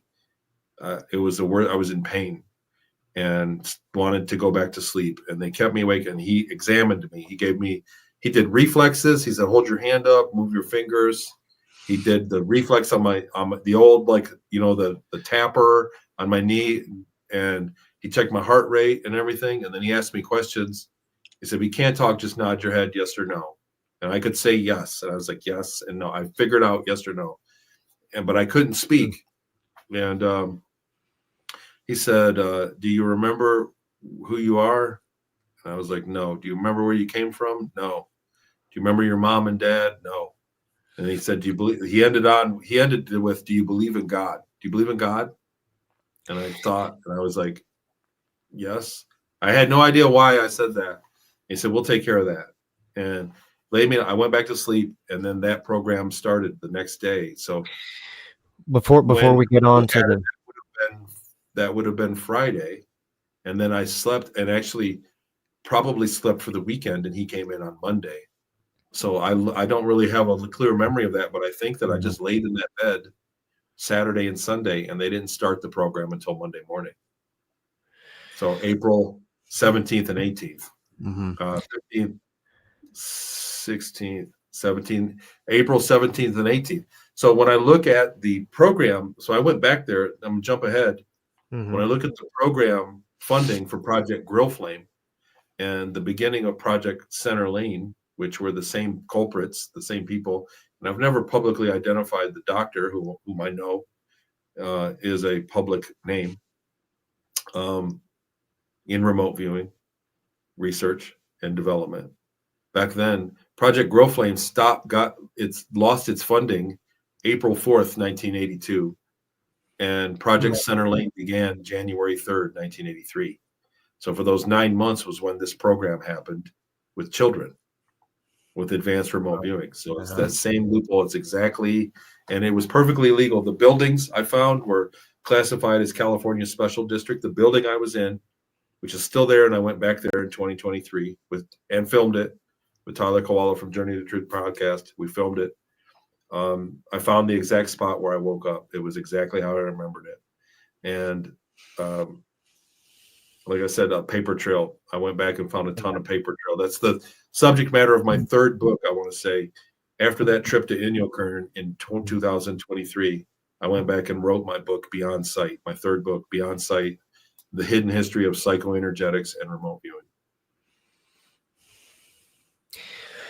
Let's circle back before we go on and talk about the mind control programming that happens subsequent to this, because there might be some people that are a little confused. Did that person, the doctor who examined you when you came to, did they not say that when you were unable to remember the answer to those questions, your mother and father and brothers and sisters, did he not say that's because you're a clone? That's right. That's exactly where he ended up. He said, that's because you're a clone. Exactly. So let's give a little bit of clarity here for the people that can't wrap their heads around, what just happened here. So it seems like what they did is they took your soul energy on board that craft or whatever that was where you were had the encounter with the reptilians, and they wrapped you in that plastic wrap. They took out your soul energy. And how do you think the technology works? Just by virtue of consciousness itself and the properties of consciousness being not bound by space and time, they can send your consciousness through time. Do you think that that's how that's working? So they sent you to the clone body, right? But then simultaneously, maybe when you're still in that plastic wrap, you come right back, and the 20 years has already occurred. And so then you. I asked him, what if I die? I did. I said, what happens if while I'm gone I die? And he said, you'll be back sooner. That's what he said. You'll wake up sooner. We know when they die. We know when they die because they wake up sooner. You're only going to be out a few minutes versus the whole time that you're out there. And then you'll wake up and we'll put you back. That's what he said was going to happen. And he said, if you died out there, you'll wake up sooner. So there was a dilation. So maybe 20 minutes for 20 years or something like that. Wow, 10 minutes. That's interesting. And then he said, so I've only surmised, right? So they didn't tell me exactly what was going on, but I think that they cloned me and they put my consciousness to drive the clone, and then the clone goes through a dilation. But also, when I went back, when I woke up, I was lesser. I wasn't the outstanding student ever again until it was over. Yeah, so that's also what I'm interested in is to what degree did they delete your memory? So you don't remember your mother and father, you don't remember your life, but as far as your memories of being a human and how that's entailed just to function, like you remembered how to walk, you remembered. I thought you remembered how to talk, but I guess there was some It difficulty. took a couple days. It took a couple. It was probably, I don't know what it was, but it took a couple days, and I could talk fine. But everything else was deleted. So no memories of everything, but you're still you still remember the language. You still remember, well, after a couple of days, you remember the language, Yeah. and etc. It's also interesting that they wanted to know whether you believed in God or not, as if that was something they intended to delete. That's important. That of the few questions that he asked you about what you remembered, that was one of them. Like, I would say that somebody that automatically believes in God would fall into a category that would behave a certain way. So it would interfere with the programming. It would interfere with. It's hard to tell somebody to kill something that when they believe in God, that everything we all, when you believe in God, you believe that we are all connected. That we're all part of Source. So when you believe in God, then it becomes much harder to tell me to behave like somebody that's not connected to Source, right? So that's what I was talking about. That's the behavior difference. If you're somebody that believes that you share consciousness with all of the universe, you're connected, and that the table and the wall and the sky and the birds and your doggy and the neighbor down the street, that you're all part of the same consciousness. When you connect to the universe and the God mind, the universal mind, it becomes very hard to abuse any of that, right? And so these are people that are planning to abuse things, and so they want to get rid of that. And it's just easier to get a soldier to pull the trigger if he doesn't believe in the rights or the consciousness of what's on the other end of the gun, So I think that was what a large part of it. Now, ordinarily, you would think that in order to, deprogram your belief in God and to erase your memory, that there would need to be some kind of procedure. You would think that in order to program you not to believe in God, like normal MK Ultra style, they would have had to, expose you to, information, that entails that God doesn't exist or something like that. But do you think that there was any period before you came to Inyo Kern where they were doing things to you? Do you think that maybe there could have been several days where they were tinkering with you and doing all this? Or was it not that I'm aware? Not that you're aware of. Like I literally, from that moment when I saw stars from that needle, I went from there to Inyo Kern, like immediately. Like I woke up. So you felt like there was complete continuity from when you were wrapped in that thing to where you woke up at Inyo Kern. You literally kind of still had a sense of the passage of time. Your sense of time was continuous. Yes. That's interesting. Okay, so yeah, let's move into the programming now, the mind control programming. But being somewhat cautious, I suppose, as far as the sure. I'll keep it G rated. It was Monday. He waited PG-13. I'll do PG-13. Okay. Well, it was like that Monday. He came in, taller guy, had a nurse, and we were on IVs. We had intravenous bags the first day. The first days we were there.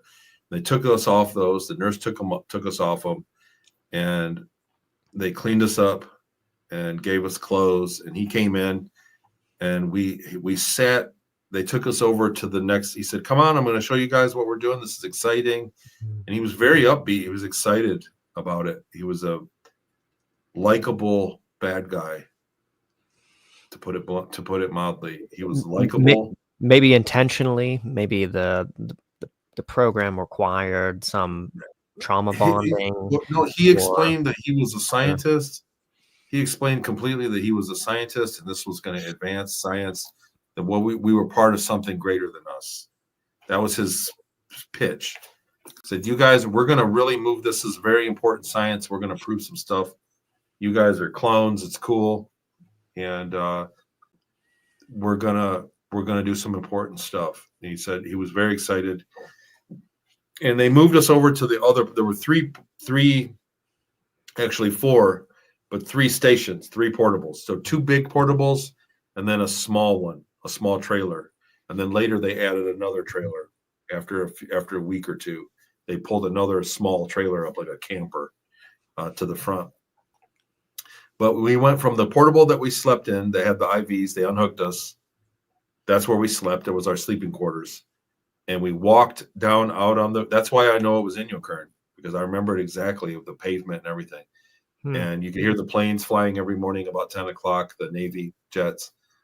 And we walked over to the other portable that was older and beat down and at that time had desks that we sat at.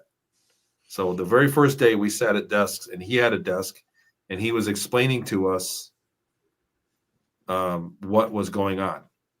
So he was telling us that, and when he said that we were part of leftover funding from Project Grill Flame, kids started crying because he's like, no, you're not going to be burnt or anything, because we were scared, and kids thought we were going to be burnt like Grill Flame. He's like, no. He said, that's just a project name. It doesn't mean anything. I remember that part of it. And he was super excited, and he preached to us like, don't worry about this. Everything that happens to you, if you don't like it, is only going to be temporary. And then he goes, come on, you guys, I want to show you something I got for you. And we walked around the corner, and there were motorcycle helmets. You know the old motorcycle helmets from the 70s that had the big metal flake paint and the stripes up the middle? They're like from like the Bionic Man was riding. You know what I'm saying? Remember those old? They had the bubble. They were those. Talking about, yeah. He said, go out and you guys pick one. And I swear to God, I think I got the yellow one. I wanted the blue one. And the kids took them. The red one was cool. And I think I got the yellow one. When I remember being upset about it. But the helmets had diodes. They had electrodes in 4 of them, like 4 contact points that were in there. And he could adjust them till they touched you. And we put the helmets on, and we've only picked them out the first day. He said, that's your helmet. And then he wrote our number. It wasn't our name. We had a number. He wrote on the helmet with a marker, so we knew it was ours. So we got to choose our helmet. And then we went back to bed. We went back and had Sam with the nurse made us. The nurse was very good at taking care of us. She changed our clothes. We got a sponge bath, and she changed our clothes. We had pajamas, went to sleep. We were all tired. And he just explained everything, what was going on, and he gave us tests. There were paper and tests. The next day, they took all the desks and put them in the back part of the portable in the room, and then there were chains. There were swing sets hanging from the ceiling. They had cut the ceiling out till you could see the studs and bolted chains to the studs, and you could see, like, it was a swing set. And you know the swing set, like for young kids, where your legs are in there with the leg holds for, those. It was those, and so we couldn't get out. And they put us in there, and then the helmet came down, and there was wiring that came down, and he plugged the helmet in, and it was shocking us. And there was a reel-to-reel movie. There was a projector, a reel-to-reel projector, and he turned it on, and we watched the movies. And it would play over and over. It was all day. That's what we did.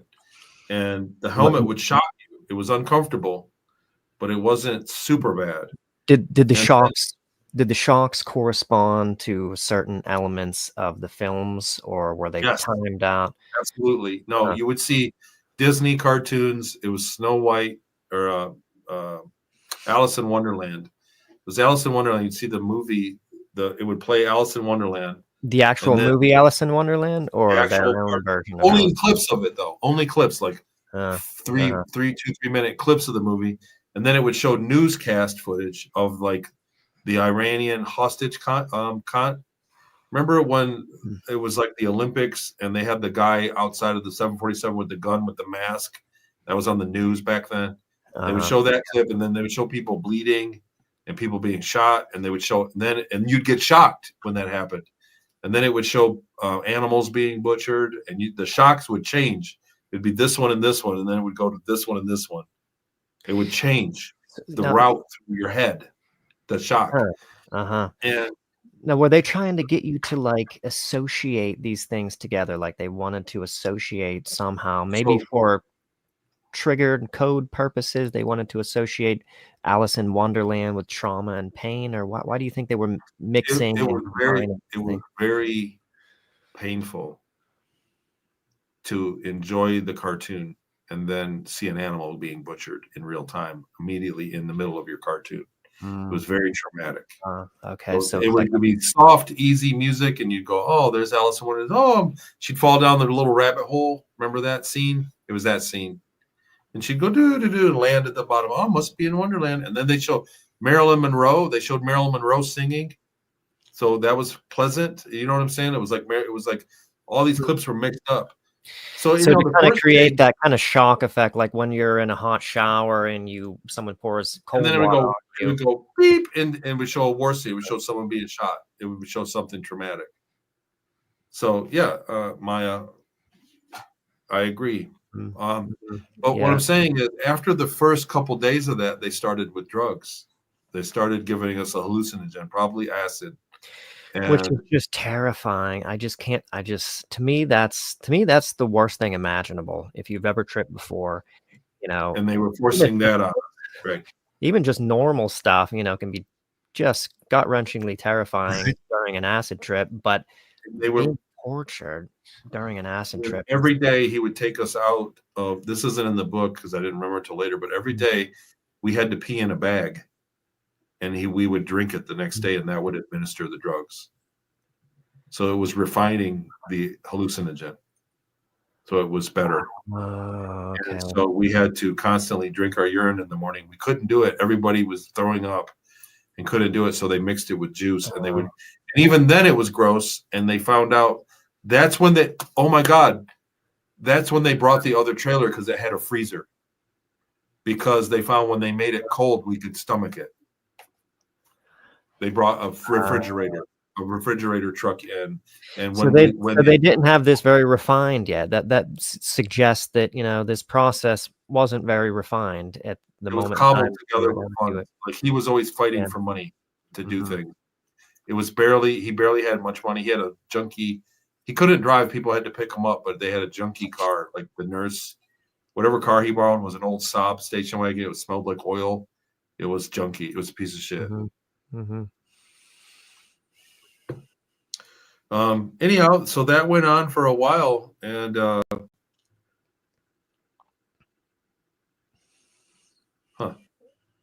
interesting. Maya read that. It's common. What I'm saying is common. A lot of people remember being through something like this. It went on for a while, and then he would debrief us. So like I said, the first day he pulled us in, we'd go back to our sleeping room, and then he had a desk there, and he would go, you, and you. And we'd have to wait in the chairs, and you just wanted to go to sleep. And he would call us, and then he'd debrief. He'd ask us, "What did you think about the movie? What was your favorite part? What did you not like about it? How do you feel now? What do you think's going to happen?" Like he would ask you all these questions, and then we could go to sleep. We'd have a sandwich, and we'd go to sleep. And then after the drugs started, it changed. It was like after a while, I remember him asking questions. He's like, "How do you feel?" I was like, "I don't know." You know what I mean? Like I remember feeling like that. Like he would ask, "What did you think of the movie?" And I go, "No, I don't know, nothing. I didn't think anything of it." I was cooked. I was totally mentally cooked. And then another guy came in, and they started with sleep deprivation. There was another thing where he would injure us, and he had a thing for like, it was a medical tool it looked like from the 40s or 50s, like a wooden medical tool for resetting your bones. And he was using it to dislocate them. I dislocated my right arm. The one kid's guy, he said, "This may break your arm, it may dislocate it." but it's part. He was reading out of old Mhm. manuals. He had a stack of manuals that were military books. They were thick and they were big, and they were like Nazi books. Like it was the manual, and they were metal. The pages were metal. They were etched in metal. The So the pages were etched in metal. pages of the book were on like an aluminum. Tony, let me ask this question. Why do you think that they use this visual sensory experiment thing? Like you was talking about watching a movie, pleasant movie, and then all of a sudden they throw in there animals being butchered, things like that. Subliminals in it too, and it played over and over. We had it completely memorized. They were flashing words really fast that we couldn't read. There were subliminals, and there was satanic stuff, the satanic pentagram, and it was like there was Hail Satan and you Yeah, all that. Yeah, what's up with the satanic elements? That Yes. stuck out to me as any thoughts as to what they're doing? I mean, they weren't necessarily programming you to be a worshiping Satanist, right? You know, it wasn't, you know, like They were programming me to work alongside them. to be programming in an comfortable, maybe to be comfortable with Satan, because they were of the Luciferian ideology, and that's who you were. Because I ended up in Seattle at one of their billionaire practice. Like that was the guy that owned me, and I ended up living there with them. And so it was like they were trying to make it acceptable. Okay, all right. Well, yeah, that's their religion. Who knows? There's some weird. Like honestly, on some level, a lot of the psychic technology is probably based in occult technology. When you talk about remote viewing, there is a remote viewing, but some remote viewing. I got to talk about this smart. Okay, so some of the people that are doing remote viewing from those early projects that are still out there today that are famous at it, sold out. And it becomes an occult thing. It no longer is remote viewing. It's involved in the occult. And so when you're remote viewing is one aspect of it, but when they do the advanced stuff, they're actually talking to entities. Yeah, that's the difference. Yeah, when you I think there is two mechanisms by which you can remote view, you know, and the other one, you know, is, you know, utilizing entities which are probably just projecting into your consciousness the imagery of what have you. Yes, but why are they doing the sensory experiments? Like we talk to abductees, and they say that they were put into a room and they were shown perhaps nuclear wars, things like that, death, destruction. But why would they do that to you? What is the connection? So in my third book, Beyond Sight, I detailed the progression of remote viewing throughout history. So, I just want to say that it's alive and well, and this is something the government perfected. There's a team. There are public documents, declassified documents on the CIA declassified library.gov. They had a remote viewing team back during the Jimmy Carter, the Iran thing. They had special forces in Iran, and they were conducting operations every day with a remote viewing team of 9 guys in Fort Leavenworth back then. And there was a Soviet nuclear-powered sub sank in the Pacific. And so this is a document. I have the document somewhere. It's in a pile of them. The Soviet nuclear sub sank, and so that remote viewing team was retasked from the East Coast and moved to California to the West Coast to try to find that submarine. And as soon as that happened, that special forces team got decimated. Oh wow! So they're alive and well. I can go all day long about special forces training in remote viewing. Like it's top secret, but it's not. Everybody knows it. At the Green Beret level, they're using remote viewers on their operation. Saddam Hussein was found by remote viewers. When they found him in the Iraqi war, when they got him out of the hole, the spider hole, it was military remote viewers that found him. That was a tip by psychics Interesting. with how they found Saddam Hussein. So remote viewing, the government, the Project Grow Flame started in 1971. They knew the Soviets could do it. They knew the Chinese could do it. They knew the Chinese were doing it with children. I have that document in my book. And they were trying to figure out advanced remote viewing. And it went into psychoenergetics, not only remote viewing, but interacting with the target. They can flip a light switch at the target. They can kill people at distance. Project Stargate went all the way to where they could kill people, induce heart attack with remote viewing, with psychoenergetic technology, and kill people. And that's when the whole thing, the plug got pulled on it, and it didn't work. And they made the movie The Men Who Stare at Goats and made fun of it, so make you think it's not real. But the reality is they just classified it because it just went black. Yeah, it became black. Exactly. Yeah. It's alive and well. I've got thousands of pages of CIA documents from the CIA declassified library.gov. Just go in there and put in Project Grow Flame or Project Center Lane if you want to go there.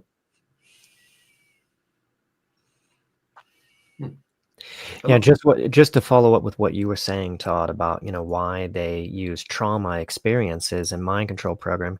Kathy O'Brien, a well-known MK Ultra victim, shed some light on this because it actually does something to your brain and turns you, when you experience real severe trauma, it shuts down parts of the brain. It shuts down your executive functions to some degree, your free thinking.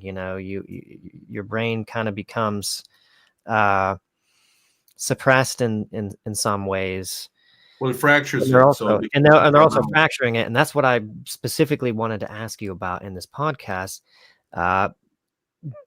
Do you think that they were fracturing your brain and creating alters, and that you had alters throughout the 20 years? Because much of the interview that I've heard you talk about, you don't really mention a whole lot about, various alters, or, I was triggered into an alter during this.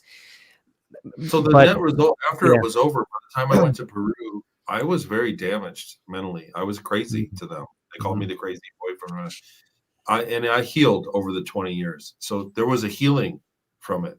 Like when I think back on my experience and how I felt, and what's funny is I get like a weird headache when I think about the time in Inyokern. So when you ask me questions about it, what's going on, I get this weird dizzy headache feeling still. And so when I think about it, it was very difficult to write the book, and there's a lot that's not in the book because I boogied through it when I get a weird feeling still. The net result was that they could give me any electrical shock and I would become immediately frozen. So, and it was the whole 20 and back, the whole rest of that time, they would shock me and I would stop what I was doing. No matter, I could be in a fist fight. I could be having any kind of emotional episode. And if I had an electrical shock, I would just stop and become catatonic, and I would accept command. And they could tell me to do anything. For a few minutes after that happened, they could be like, now pick that up and go do push-ups, and then, jump and jack, do whatever, grab that gun and shoot yourself. And I would do whatever I was told. I was awaiting command. So that was and it happened. And they used it on me many times. I would get shocked and I would just stop. And they was like, okay, now go over there and do that. And that was the programming. That's where it ended up. And that stayed with me the whole time. But do you think that kind of mind control programming is different in some way to the trauma-based mind control programming of creating alters, specific alter egos? I think they had, right. I think that they had instilled alters in me, but what it was, they tested me for the Theta program. So at some point we were showing movies on how to kill people, but I was never used to kill anybody. During the same period. Movies, The Last One Is Mine. So that was the song. It was a little song. And it told you how to count the bullets in the gun as you shot people. And it was the same thing. It was like Disney movies. It was Disney movies, and then it was a clock coming, and then it would go bang, and it was somebody getting shot to death, an actual murder. And then it would go to a cartoon, and then a clock would go around and bang, and you would count down. The number would show. It would be 9, 8, the last one is mine. 7, the last one is mine. 6, the last one is mine. Like that was the movie. And the doctor was like, I don't want to watch this. We had to go through that. That was part of the program. But we didn't get used for that. But we were trained to be suicide gunmen for a couple days out of that thing, because it was part of the whole thing. But they tested us. They would test us of what we were doing. And we went through medical tests. We went through the tent test where they deprived us of oxygen. And at that point, I qualified for theta, which was, and I asked him, because again, in the debriefing, remember in the little cubicle in that room, he would debrief. He said, "You're qualified for theta. I didn't think you had it in you." I said, "Well, what if I didn't?" He said, "You'd go to Delta and you'd be probably a soldier or an assassin if you were good enough for that. I don't think you're good enough for that." I said, "Well, what if I wasn't that?" He said, "You'll go to something else." And the bottom one was, you'd be a sex slave, and then they'd kill you. And when they were done with you. So it was like I qualified for theta. So the programming was broad. So they did instill alters. They did instill the command response. They did instill the suicide thing. Okay. And then at the end of it, I tested for theta, and then I went into remote viewing. I went into, they were drugging us and bringing me near death, and then I was being a field operational remote viewer. So during that same mind control programming phase, they were also doing things to you, bringing you near death so that you would learn the ability to disembody, basically. Or isn't that to some degree what they're training people that go through this kind of programming, so that you're only 20 reviews? So that you're able to go. Do you remember going out of body during the torture in the program? Yeah. Oh yeah. And then I don't remember a ton of it after the sleep deprivation happened. Series Colonies did really good. Wow, there's the German version listed. Huh. Yes, and I wanted to just let everybody know that if they go to Amazon and they type in your name, this is what pops up, your page, your books. I think that everybody should go grab these books, and you will learn a ton. I've never read a book faster than Series Colony Cavalier. Like, I just it's a thick book, and I blew through that like literally like on the plane, like one plane trip. I had like half of that read. Like, it was just genuinely riveting. Well, we don't have a lot of time. Like, if we could though, could we just finish out with the mind control programming? Anything of interest to talk about here, and then ideally. Well, so basically, when they did the sleep deprivation, they started with denying us sleep. At that point, I lost track of time. I really did. I had no idea how long of a time it was from that started till I was out, till I was done. And they programmed us. They did the oxygen deprivation tent, where they would kill the oxygen, and then we were in an oxygen tent, but they would put an inert gas in it, and then we were hooked up to an EKG. And when you died, a bell would ring and oxygen would come in, and you'd wake up. It's funny because I talked about this publicly, and then they did it in Deadpool, the movie, in a fancy chamber. It was the same thing where he would die and then he'd come back to life.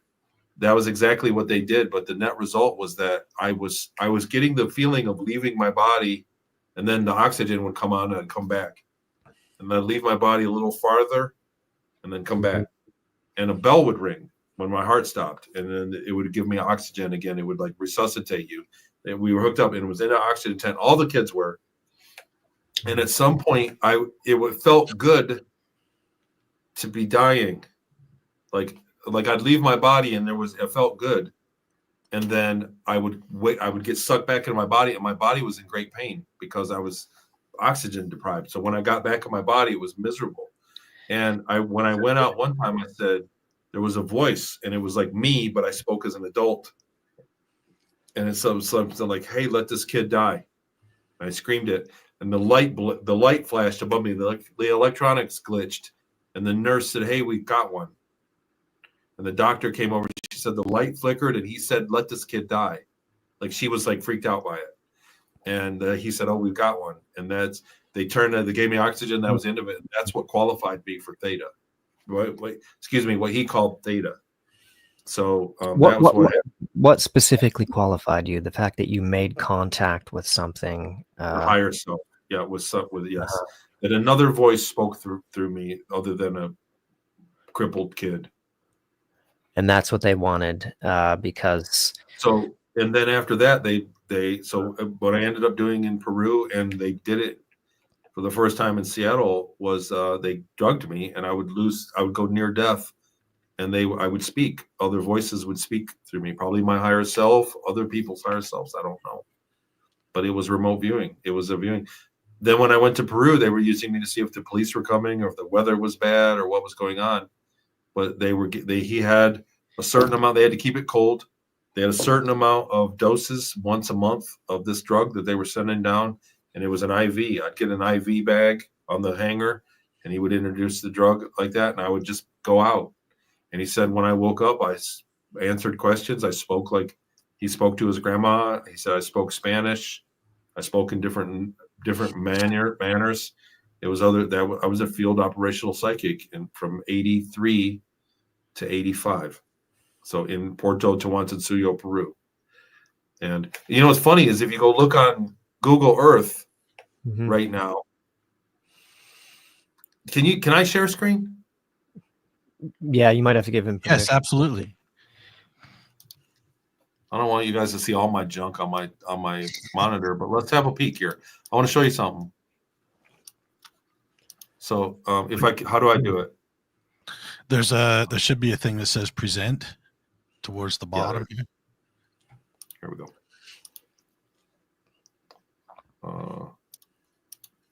Entire screen. Oh shit. Okay. Is that working? Oh yes. Yeah. So this is Google Earth. You can kind of see where we're at right here. So I have some of these marked. From 1983, January of 83, I was shipped to this town. So if you look over here, this name, Puerto Tawantinsuyo, was this town. This is where I was. There's the Plaza de Armas. So this is not a large town at all. This is more kind of a backwater, small. Oh, yeah. Well, watch. I want to go back in time real quick. That's more like it. This was in 210. Oh, wow. I was over here, like in this. It was right here. It was this one. That was my shed.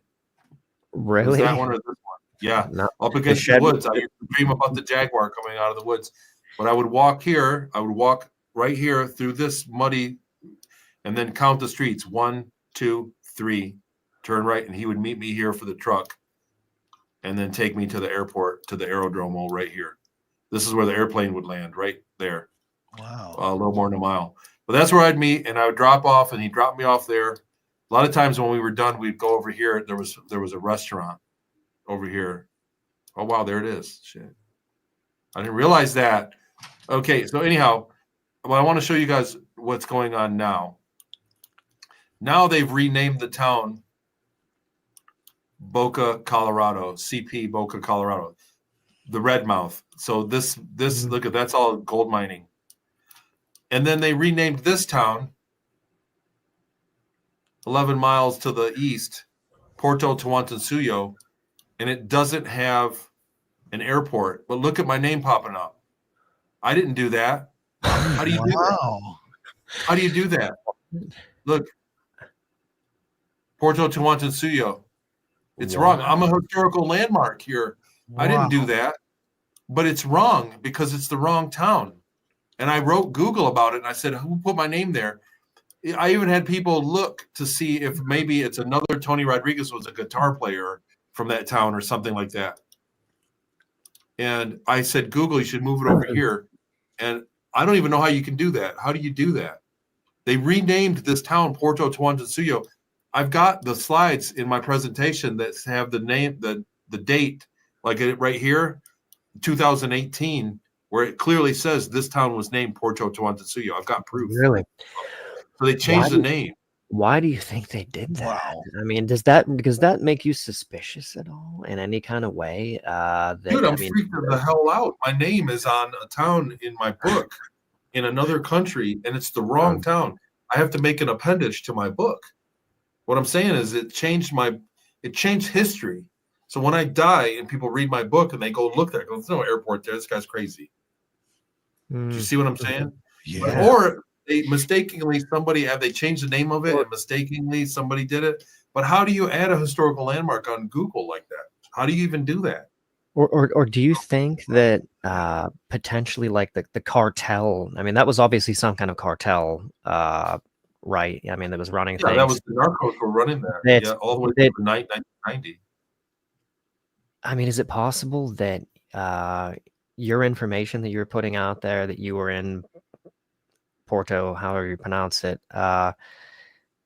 potentially exposed where they're operating at? I think Or that's no? how got the internet in the last few years there. That town is because of the gold mining, now they have internet. It's a very lawless part of the world. There's no police there whatsoever. It's the Wild West. Oh, yeah. You can't go there as a gringo. Wow. But anyhow, that's what I'm saying is, what the hell is that, man? You know? Yeah, that's really But strange. anyhow, at the end of Inyokern, they shipped me off. We went over to China Lake. We went into one of the, I believe, was the Air Force headquarters or naval headquarters, and we went in an elevator. We went very far down in under the place. The guy had a special key. He put in the pad and pressed a number. And when we got down there, it was a train station.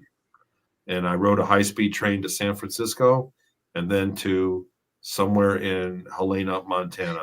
So there wasn't a moon trip in between. It was a moon trip that there was.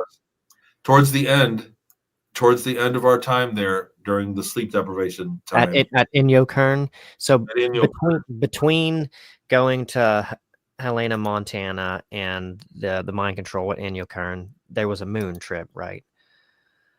Yep, I want to show you this. Since I got Google Earth out. So there's Peru. Let me back out of here.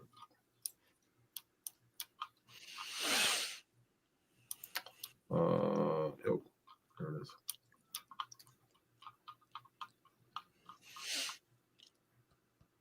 I'll let it load a little bit. So right there's the portable. There's the building we were sleeping in. That's the portable. They moved it there. It was right here back in 1982. That portable was here. The other one was here. Here's the other portable. They burned it.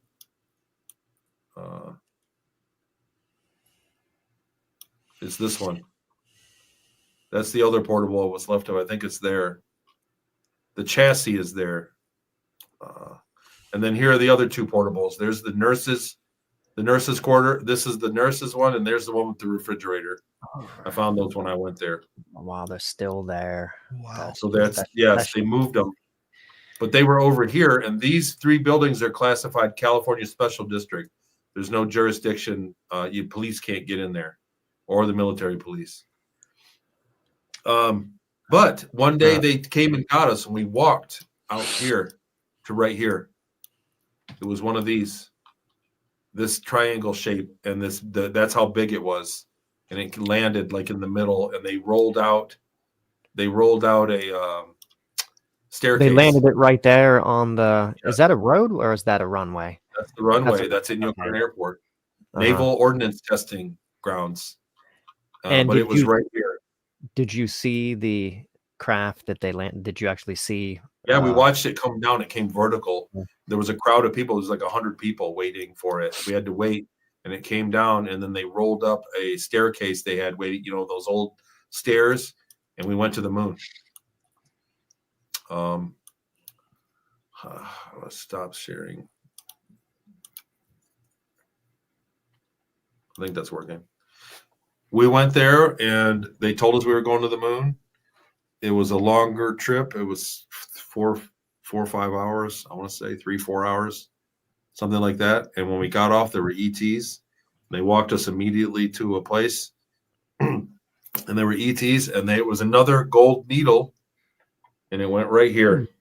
It didn't penetrate me. It just shot with sound. It was like a weird, like a beep, like a sound. And they did that, and they took blood, and they gave us the shots. They gave us shots, and they hit the needle. It was like an aggregate, and it was to clear our pineal gland or something, to make us more psychically receptive. They fine-tuned us, and then we went right back. I slept on the ship on the way back, and I actually don't remember getting off of it. It's like they carried me off of it. They drugged us and carried us off of it somehow, and I woke up in my bed the next morning.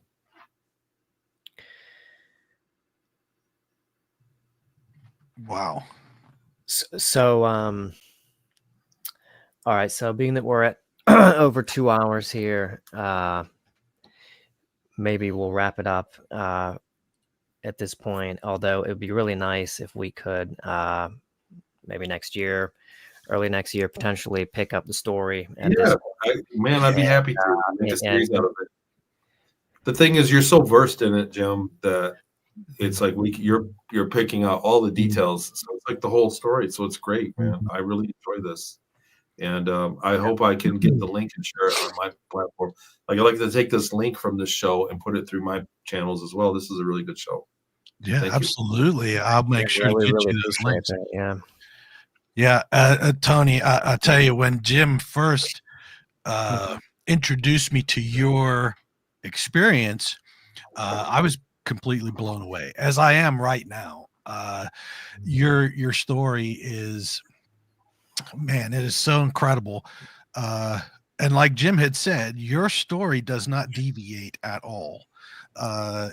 Sometimes people they'll forget certain things, but yours it's stayed the same. No matter what I watch, what I listen to of yours, it all stays the same, which lends to the credibility of your experience.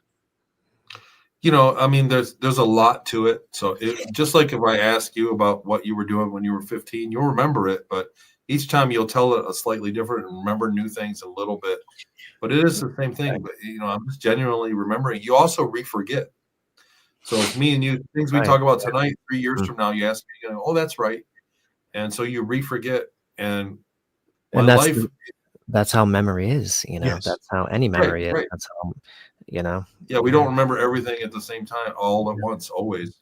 Yeah. Right. I want to say that in 2016, I went public, and in 2017, 18, 19, 20, and 21, for those years, I did so many shows like this. I talked about it every other night.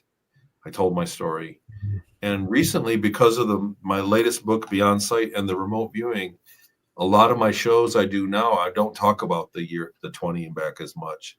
And so I don't want to say it's enjoyable, but it's like not in practice like it was, like I've now, because I've done this and I've talked about it and I've met people and learned along the way, going to conferences and all that, like I have a career out of it now. I have the remote viewing and other things I'm developing. So it's like my life has changed. But to get back to the original story, I don't mind. And so anyhow, I just appreciate that you guys have me here doing that we're talking about it, because it is something that people need to know. We're going to get disclosure, man. Like, right? We've got UAPs and they're going to do this. People are going to learn about this, the life extension technology, the 20 and back stuff, career return program, whatever we want to say. And this is a fact of life. Right. And this information, brings us to the cutting edge of it, like well beyond what I think, people like Lou Elizondo knows about, and these overt parts of the government who are supposedly studying this phenomenon.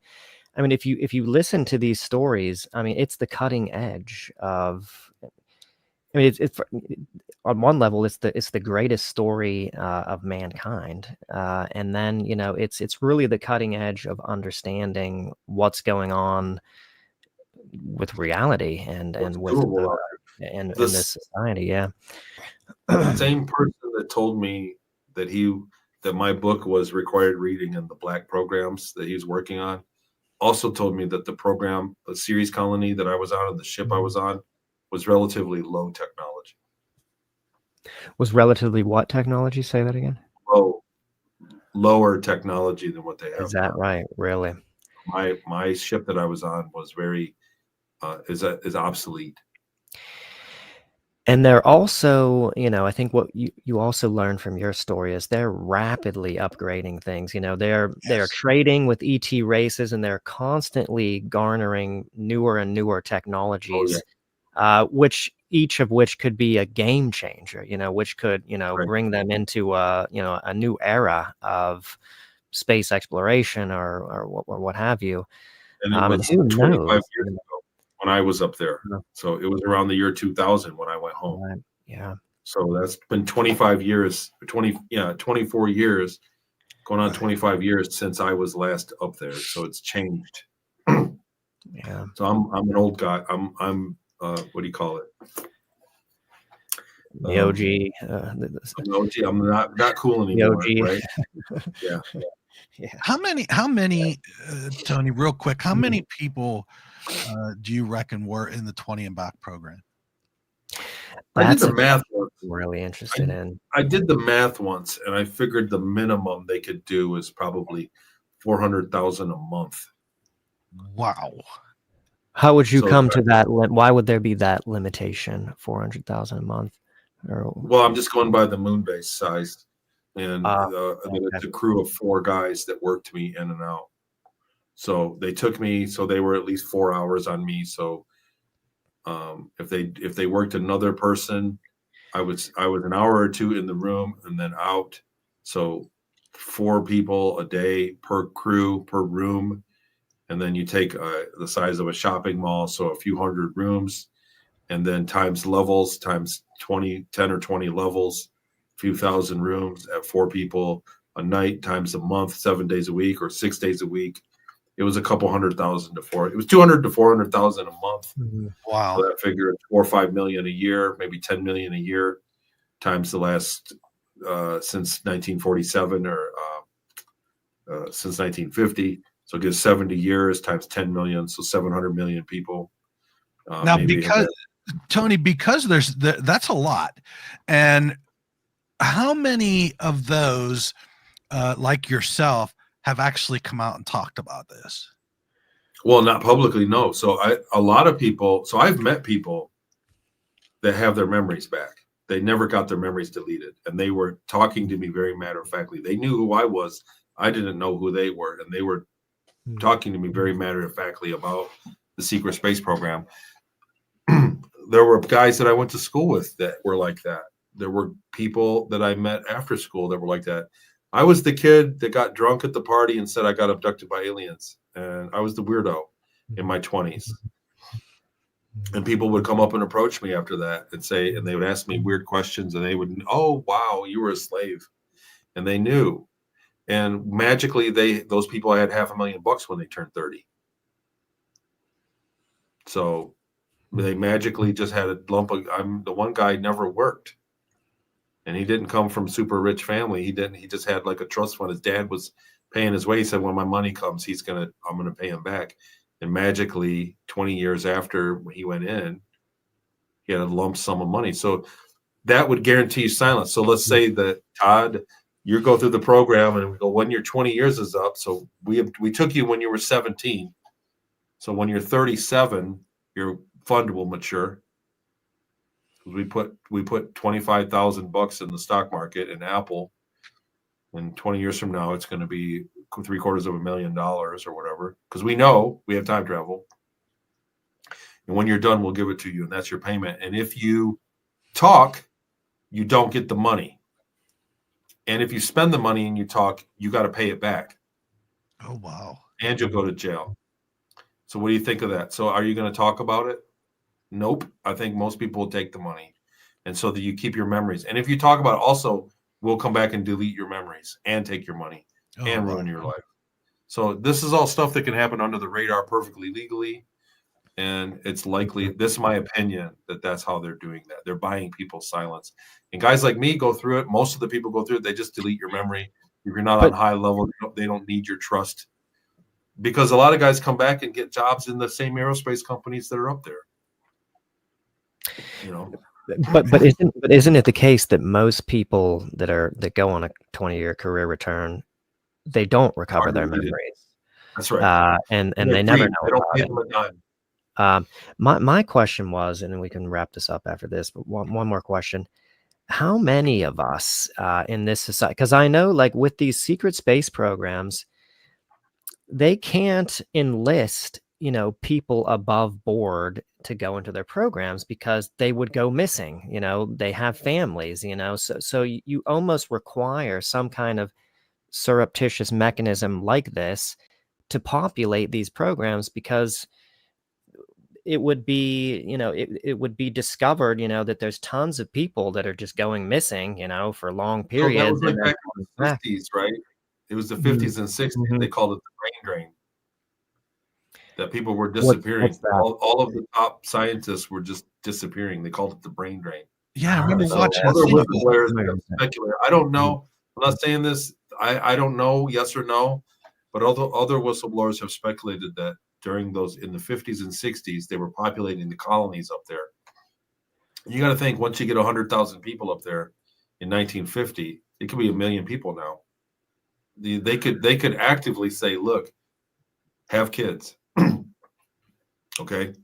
Boom. You're with her. You're with her. You don't like it. We're going to put you in jail. Have 5 kids. Go. And that's it. And so a colony in that situation could multiply very quickly. Yeah. So, I mean, I'm just speculating. I don't know for sure. But in a short time, in a few decades, and Ceres Colony was old when I got there. It was aged. So weird. That's so weird. So a Aged lot of as the in, buildings were old. I know you said that there were some elements of the base that seemed like maybe it was an advanced civilization in antiquity, that had built some of these things. But you're saying the actual Dark Fleet base looked aged, It like was the aged. It human was. components of it. There was So rust. that's Things wow. had fallen and there were dents in the wall. There, you know what I'm saying? Like Yeah. it was aged. You could tell. It wasn't brand new. It wasn't 10 years old. It was old. It was decades old. Wow. And there were new places too. They were still building. There And were that's- places that were brand new, and they were clearly nothing like the other places. Mhm. Like there were places that were old, European, looked like the 20s, kind of brickwork and marble everywhere, marble stairs and stuff. That's so bizarre to think about that. I mean, That's a good point. Homeless and prison supply. The other thing is we as Americans think that everybody in the world is accounted for the way that we are. But in many countries in the world, most of the population doesn't have a social security number. right. You know what right. I mean? Like you go to Mongolia, does everybody have a tax number there? Or in Africa or in South America? There's a lot of people that don't exist that they could just populate. So we could expect that they're drawing a lot from third world countries, potentially, or maybe. Well, I don't know. I think that it's as far as personnel. I think the whole world could be under some sort of genetic surveillance. So they can take your genetics and extrapolate memories, what your parents were like, what your kids will be like, and so they can breed people. They can whip people up. A lot of people I work with seem to have prenatal contact. So while they're in their mom's womb, their mom is taken, and mom remembers being taken and having operations, and then the kid's born, and then the kid's taken and has medical procedures, and then grows up and is in the program.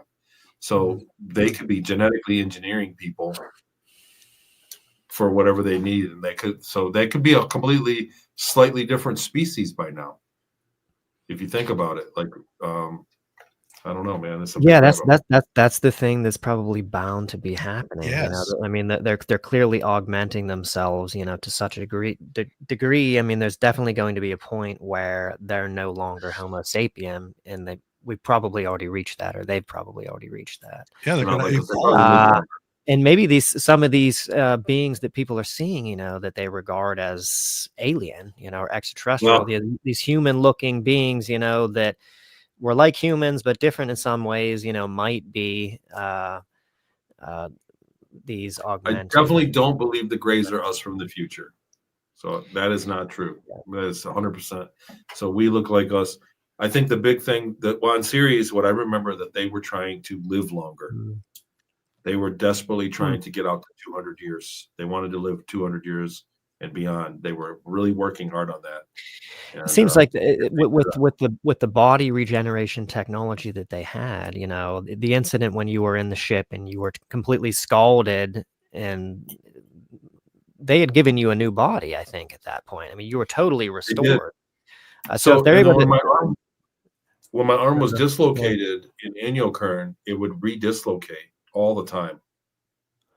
Like I kept dislocating my shoulder. It was a reoccurring thing until that point, right? But what about after that point that you potentially got a new body? It was after Mars, and it never happened again. So it never happened again. You know what I mean? Like there was a whole new body. Oh, well, you got a new body at Mars potentially after the insectoid encounters. But then when I got burnt, it was like more of the same. They said it was an expensive thing for them,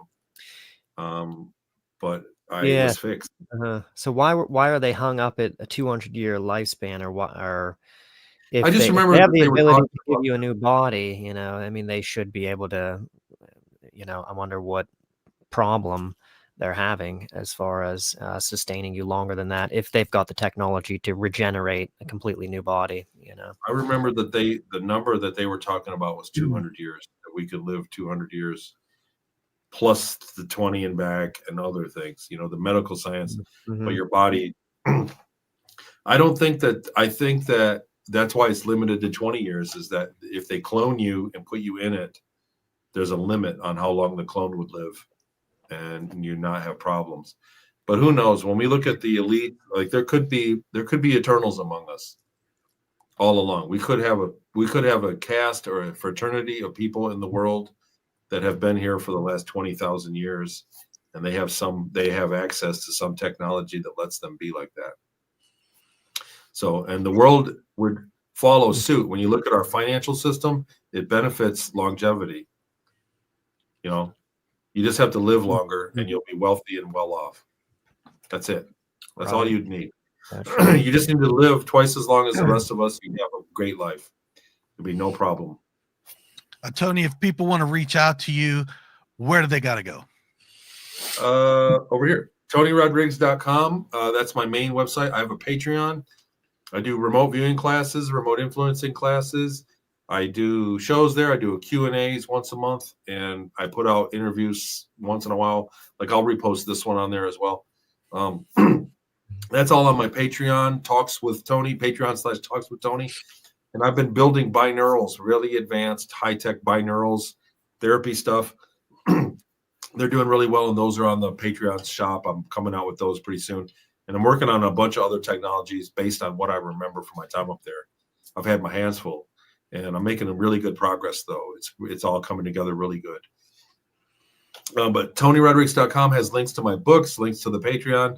You can email me through there. And the website is a little dusty. I need to give it some spring cleaning, and I will. Well, I want to thank you so much, Tony, for giving us your time and telling us about your experience. I could get lost talking to you, and it's so fascinating. And I had such a wonderful time talking with you. And even though I didn't talk a lot, but I do have continuous questions. And Jim, it was because of him why we have you on here. Well, you guys kept me on my toes for sure. So it's really nice to do a show where everybody knows, you guys know the info. So I've been on many shows. They go, "Oh, tell us who you are. Tell us everything." And then I do, and they go, "What? Really? Wait, really?" And so it's nice that you guys knew what was up and really good questions. And that's why we didn't even get halfway through, because you covered a lot in depth. So I'm happy to come back anytime. Just let me know. We can do this again. Oh, that'd be fantastic. Do that. Yeah. All right. Well, thank you everybody for watching and joining in. We hope you enjoyed this episode of Paranomaly Beyond Disclosure. Thank you so much, everyone. Good night.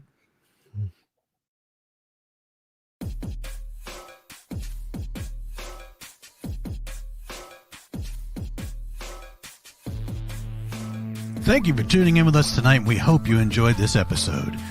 Please be sure to like, subscribe, and follow to receive notifications when new content is made available.